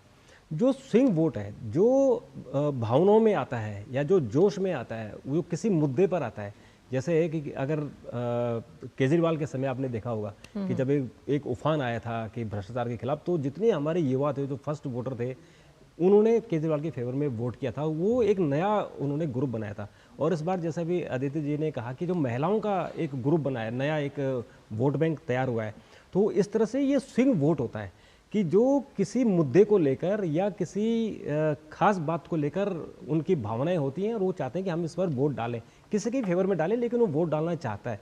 तो ये स्विंग वोटर ही होता है जो जीत हार को तय करता है, क्योंकि जो फिक्स वोट है वो तो है ही है, वो आपको मिलेगा ही। जैसे आपने उत्तर प्रदेश में देखा कि BSP का फिक्स वोट है, वो जो 18-19% का वोट है वो है, लेकिन जब उसको फ्लोटिंग वोट मिलता है तब उसको सीटें मिलती हैं। अगर उसको फ्लोटिंग वोट नहीं मिलता, आपने बहुत अहम बात की। कई बार हम पूछते हैं जैसे कि भाई किस आप जैसे आज कोई छुट्टी ले रहा है, क्यों भाई हम वोट डालने जा रहे हैं, अच्छा किसको, इसको हमारी कोशिश है कि हम इस पर्टिकुलर पार्टी को वोट करें, क्यों करें, नहीं क्योंकि वो हमारे सदियों से हमारे पुरखे उस पर वोट करते आए। ये एक पैराडाइम शिफ्ट, चूंकि आप जो बात कह रहे हैं ये भी नहीं हुआ है, ये इसलिए नहीं हुआ क्योंकि वही भावनात्मक जो जुड़ाव है या फिर जो स्विंग वोटर्स का अपना एक मनोस्थिति है, उसको समझने की कोशिश भी करनी होगी हमारे तमाम जो उम्मीदवार हैं उन्हें। बिल्कुल, लेकिन नए भारत के जो नए वोटर्स हैं, मुझे लगता है कि शायद वो नई सोच के साथ आगे बढ़ते हैं और चाहते हैं उनका देश भी आगे बढ़े। वहीं अगर पुणे की हम बात करें तो यहाँ से हमारे संवाददाता योगेश शीतल ने कुछ जो मतदाता वहाँ पहुँचे थे उनसे बात की, लेकिन खास तौर से अब उनको सुनवाएंगे, लेकिन हमारे साथ अदिति जी भी मौजूद है। अदिति जी, खास तौर पर अगर हम ये समझें, एक चीज़ जो हमने तमाम चुनावी अभियानों में देखी कि भाई जो उम्मीदवार हैं, स्टार प्रचारक हैं, वो वादे दावे लेकर मैदान में आते हैं, लेकिन अदिति जी इसमें प्रधानमंत्री का मैं एक वक्तव्य सुन रही थी, उन्होंने कहा कि इस बार जनता अगुवाई कर रही है। जब हम चुनावी अभियान की बात करते हैं, ये बहुत बड़ा टर्निंग पॉइंट था जो तमाम जो चुनावी पंडित हैं, विश्लेषकों ने पकड़ा कि जनता अगुवाई करती है तमाम चुनावी अभियानों की। इसे आप 2024 की चुनौती के लिहाज से कितना अहम देखते हैं? बिल्कुल, ये काफ़ी अहम हो जाता है, लेकिन उससे पहले जब हम बात कर रहे थे कि पुणे में जो मतदाता हैं उनसे बातचीत की है हमारे संवाददाता योगेश शीतल ने, क्या कुछ कहते हैं आइए। इसके बाद जवाब लेंगे जो अदिति जी कहेंगी इस पर। 23,000 से ज्यादा पोलिंग बूथ पे इस वक्त मतदान चल रहा है। कुल 11 कंस्टिट्यूएंसीज हैं जिसमें इस चरण में यानी कि चौथे चरण में मतदान होना है। 298 प्रत्याशियों के कह सकते हैं कि चुनावी भाग्य का, जो राजनीतिक भाग्य का फैसला आज जो है वो ईवीएम में बंद हो जाएगा। इस वक्त हम एक पोलिंग बूथ पे हैं, वहाँ पे एक वृद्ध हैं, वो मतदान करने आए हैं। क्या उम्र है आपकी? 80 साल। 80। नाम क्या है आपका? मीनानाथ रंगनाथ चपरे। और घर के जो बाकी सदस्य हैं वो भी मतदान कर लिए, वो आपके बाद आएंगे? मेरा मिसेस पहले करके गई। ये फर्स्ट टाइम वोटर हमारे साथ है, नाम बताइए, क्या नाम है आपका? श्रिया देवधर। श्रिया, काफी खुश लग रही है, क्या वजह है? हाँ, पहली बार वोटिंग किया है अभी सुबह सुबह आके। कैसा एक्सपीरियंस रहा? अच्छा था सब। दिखाइए अपना फिंगर दिखाइए। एक बार बताइए श्रिया, जो लोग अभी मत करने नहीं आए हैं या थोड़ी देर में आना चाहते या कई बार लोग नहीं भी करते, उनके लिए क्या कहना चाहेंगे? First of all, it is the right of a citizen to vote. तो हमें हमारा हक जो है वो ये करना चाहिए, क्योंकि single vote can decide the future of our country. So बस ये बोलना चाहिए। बहुत बहुत धन्यवाद श्रेया। तो श्रेया है जो कि बता रही हैं कि वो फर्स्ट टाइम वोटर थी। इसके अलावा हमने देखा सीनियर सिटीजन में, कुल मिलाकर अगर हम देखें तो कुछ दिव्यांग भी हमने सुबह देखे हैं। ट्रेंड, अगर हम अर्ली ट्रेंड की बात करें, सुबह के अगर पूरे आप बोल सकते हैं कि ट्रेंड की बात करें तो बहुत अच्छा ट्रेंड फिलहाल पुणे में दिख रहा है। महाराष्ट्र में हालांकि कुल मिलाकर देखें तो जो चौथा चरण है जिसमें कि 11 कंस्टिट्यूएंसीज हैं जिसमें कि मतदान होना है, जिसमें कि नॉर्थ महाराष्ट्र है, वेस्टर्न महाराष्ट्र है और सेंट्रल मराठवाड़ा है, यहाँ पे इस वक्त मतदान चल रहा है। मुझे लगता है जिस तरीके का ट्रेंड चल रहा है उसमें टर्न आउट जो है वो अच्छा आ सकता है आज, और टर्न आउट को लेकर जो कंसर्न है वो कुछ हद तक जो हो सकता है उसको हैंडल, और उसको लेकर एक पॉजिटिव नोट पे आज की वोटिंग जो है वो मुझे लगता है कि खत्म होगी। अपने सहयोगी कपिल और रोहन गवली के साथ मुकेश कुमार शीतल, दूरदर्शन समाचार, महाराष्ट्र। मुकुल, बड़ा दिलचस्प ये देखने को मिला कि जो एक सुर था उन बुजुर्ग का और एक युवा का, वो बिल्कुल सुर ताल टू ताल मैच कर रहा था, और यही खूबसूरत तस्वीर है लोकतंत्र की। अदिति जी, जो सवाल मैंने आपसे पूछा था कि किस तरह से आप देख रहे हैं कि चुनावी अभियान की अगर हम बात करते हैं, इसकी अगुवाई इस बार जनता कर रही है, किस तरह से दशा और दिशा बदलने वाला मानती हैं आप 24 की चुनौती से जुड़ा हुआ इस वक्तव्य को? देखिए, जनता अगुवाई करती आ रही है पोस्ट इंडिपेंडेंस। पहले कुछ दशकों में कांग्रेस को वर्चस्व मिला क्योंकि उन्होंने, बस बीच एक ब्रेकिंग आ रही है, आपको बता दें लोकसभा चुनाव 2024 से जुड़ी ये बड़ी खबर आपको बता रहे हैं। चौथे चरण का जो मतदान है वो जारी है, और खासतौर से इस मतदान की अगर बात की जाए तो यूपी की 13 सीटों पर 9 बजे तक 11.67% वोटिंग हो चुकी है। करीब 12% जो वोटिंग है वो दर्ज की गई है 9 बजे तक। शाहजहांपुर में सबसे कम 5.94% वोटिंग। तो जो लोग घर पर हैं, अगर जलपान कर चुके हैं तो कृपया मतदान के लिए बाहर निकलिए, वोटिंग आपका हक है, इस हक का इस्तेमाल कीजिए। सीतापुर में देखिए सबसे अधिक वोटिंग 14.28% का मतदान अभी सुबह 9 बजे तक दर्ज किया गया है। लोकसभा चुनाव 2024, खासतौर पर जो शहरी लोग हैं, अर्बन पॉपुलेशन है, वो घर से बाहर निकले और अपने वोटिंग अधिकार का इस्तेमाल करें। तो चौथे चरण का ये मतदान जारी है। हमने आपको बताया कि किस तरह से यूपी की अगर बात की है तो 11.67 वोटिंग, तेलंगाना में 9 बजे तक 9.51% मतदान हो चुका है। करीब 10% के यानी आसपास जो वोटिंग है वो दर्ज की गई है।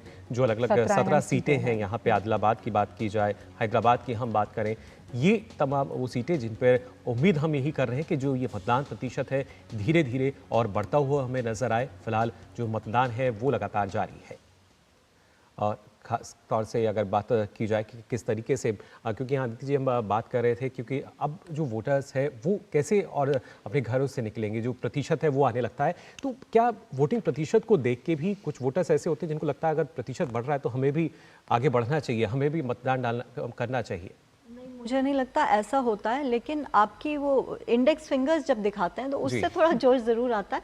लेकिन बूथ मोबिलाइजेशन जो आज पोलिंग बूथ पे जाके लोग मोबिलाइज करेंगे, जैसे अमित शाह जी का एक बहुत फेमस कोट है कि बूथ ही चुनाव का गर्भदान है। तो बूथ मोबिलाइजेशन आज जो कर पाएगा वो ही जीत हासिल कर पाएगा। जो हम पहले बात कर रहे थे, आप जो पूछ रहे थे आंचल, जो लोग अगुवाई कर रहे हैं, इनफैक्ट मुझे ऐसा लगता है अगर आप 2019 के चुनाव का विश्लेषण करें तो उस वक्त करीब 20 करोड़ लाभार्थी भाजपा के थे, भाजपा की स्कीम्स के, सरकारी स्कीम्स के, और जो वोट ट्रांसलेशन हुआ था वो 22 करोड़ के करीब भाजपा को वोट मिले थे।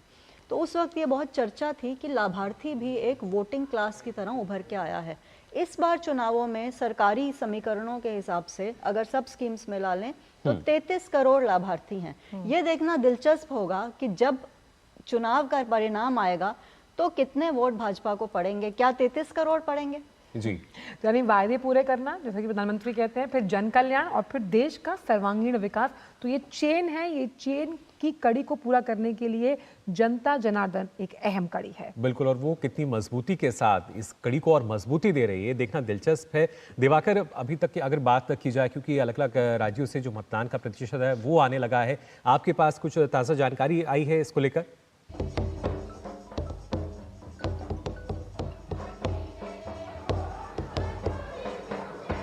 दिवाकर, आपको आवाज मिल पा रही है हमारी?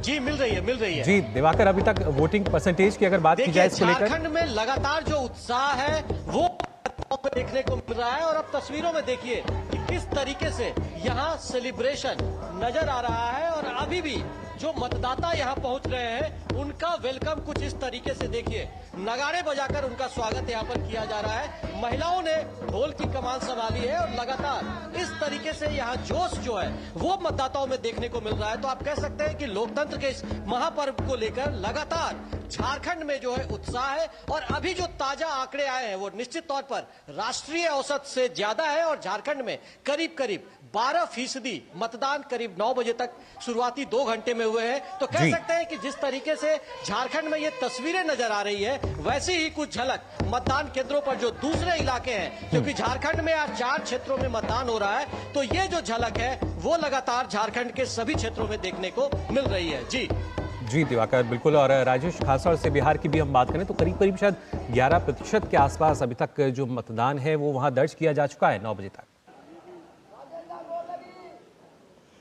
बिल्कुल, अगर हम बात करें तो 10% से 15% के जो आंकड़े हैं एक अनुमान के मुताबिक ये समझा जा सकता है। जिस मतदान केंद्र पर मैं हूं यहाँ पर भी यही खबर मिल रही है कि 9 बजे तक लगभग 10 से 12-13% तक का आंकड़ा जो है वो छू पाया है। लेकिन जो लंबी कतारें आपको दिख रही हैं पीछे वो बताते हैं कि मतदान का प्रतिशत जो है आज बढ़ने वाला है। हालांकि प्रचंड गर्मी है, पसीना बहुत चल रहा है, गर्मी काफी है। लेकिन अदिति जी जिक्र कर रही थी राष्ट्रकवि रामधारी सिंह दिनकर की, वाकई मैं वो कोट करना भूल गया था। और दिनकर की ये भूमि है।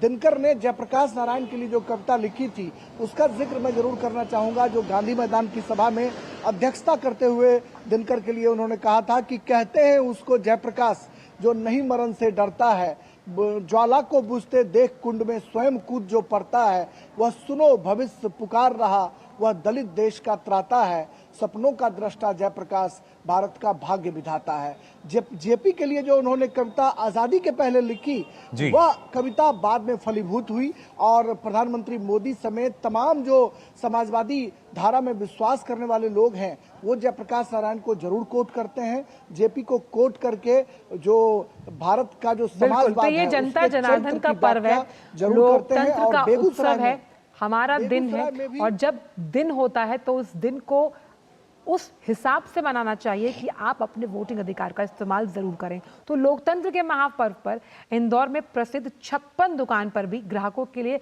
खास ऑफर है। जी हाँ, तो लोगों को कि मतदान के प्रति वो जागरूक हो। इंदौर के मशहूर 56 दुकान के जो रेस्तरां है वहाँ शुरुआती मतदाताओं को मुफ्त नाश्ता और आइसक्रीम दी गई। तो भाई अगर आप इसके अंतर्गत आते हैं तो इंदौरी पोहा और आइसक्रीम का लुत्फ अगर आप उठाना चाहते हैं तो पहले वोट कीजिए, क्योंकि बिना वोट करे आपको यहाँ नहीं मिलेगा कुछ खाने। बिल्कुल, और ये जो कतार है आप देख सकते हैं, अभी अदिति जी कह रही थी काफी उत्साह नजर आता है जब की भी खुशी है, वोटिंग मार्क दिखाते हैं तो। वोट डालने की भी है, तो आप वोटिंग मार्क डालिए। बहुत ही क्या कहते हैं जायकेदार इंदौरी पोहा और साथ ही साथ आइसक्रीम, देखिए कितना बहुत बेहतरीन कॉम्बिनेशन है। लेकिन उस कॉम्बिनेशन के लिए पहले आपको अपने वोटिंग अधिकार का इस्तेमाल करना होगा। मतदाता में आएगा जो अव्वल, उसी को मिलेगा ये नाश्ता। जी बिल्कुल, ये हम कह सकते हैं। और ये देखिए जो कतार हमें नजर आ रही है, काफी उत्साह हम मान सकते हैं, क्योंकि अगर जो खिला रहा है वो कितना खुश है, वो इसलिए इस तरह के ऑफर हमने कई जगह देखे हैं मतदाताओं को। ये लेकिन खुश इसलिए है कि देखिए उस लोकतंत्र में वो उसके पास वो अधिकार है, government of the people, by the people, for the people. क्यों? क्योंकि ये जमहूरियत है, लोकतंत्र की आवाज। लेकिन पश्चिम बंगाल की हम बात करें तो यहाँ से भाजपा और टीएमसी कार्यकर्ताओं के बीच झड़प की जो तस्वीरें हैं वो भी सामने आई हैं। इन तस्वीरों में आप देख सकते हैं किस तरीके से जो झड़प है वो होती हुई नजर आई। तो ममता दीदी के गढ़ में कहीं ना कहीं कानून व्यवस्था चरमराती हुई, जिसका लगातार जिस पर सवालिया निशान उठता है। कई रैलियों में, कई चुनावी सभाओं में इसका जिक्र किया गया है कि वहाँ पर किस तरह से जो दोनों गुट हैं, अब यहाँ पर ये तस्वीरें जो सामने आ रही हैं वो झड़प से जुड़ी हुई हैं। लेकिन हमने आपको खूबसूरत तस्वीरें भी दिखाई, ये हमारा काम है, जिसमें लोकतंत्र की वो तस्वीर भी दिखाई गई जहाँ लोग वोट कर रहे थे। बिल्कुल, और इससे पहले भी इस तरह की झड़प जो है वो हमारी तस्वीरें जो हैं सामने आई थी, जिसमें कुछ जो कार्यकर्ता हैं घायल भी हुए थे। लेकिन आज एक बार फिर घरों को कहीं ना कहीं उनमें घुसते हुए नजर आए टीएमसी कार्यकर्ता। तो यहाँ पर झड़प की तस्वीर पश्चिम बंगाल से आती हुई। कहीं ना कहीं बंगाल की जो जनता है उसमें आक्रोश है, क्योंकि अधिकारों का हनन होता है और हर कोई यही चाहता है कि उसको जो मौलिक अधिकार है, उसके जो अधिकार हैं, उसका जो हक है वो मिलना चाहिए। आपका मौलिक अधिकार, फिर हम आपको याद दिला रहे हैं कि आप अपने घरों से निकलकर वोट कीजिए। लेकिन उस वोटिंग पर जाने से पहले और इस शो को खत्म करने से पहले हम धन्यवाद करना चाहेंगे हमारे सभी सहयोगियों का, और साथ ही साथ जो स्टूडियो में विशिष्ट मेहमान हमारे साथ जुड़े और अपने विचार इस मंच से साझा किए, आपका बहुत बहुत शुक्रिया। तो अपने घर से उठिए, जागिए और लक्ष्य की प्राप्ति करने के लिए वोट जरूर कीजिए, क्योंकि आपका जनादेश जो है जनता जनार्दन सर्वोपरि है। बहुत बहुत शुक्रिया मेहमानों का। और फिलहाल इस खास पेशकश में इतना ही, दीजिए इजाजत, नमस्कार।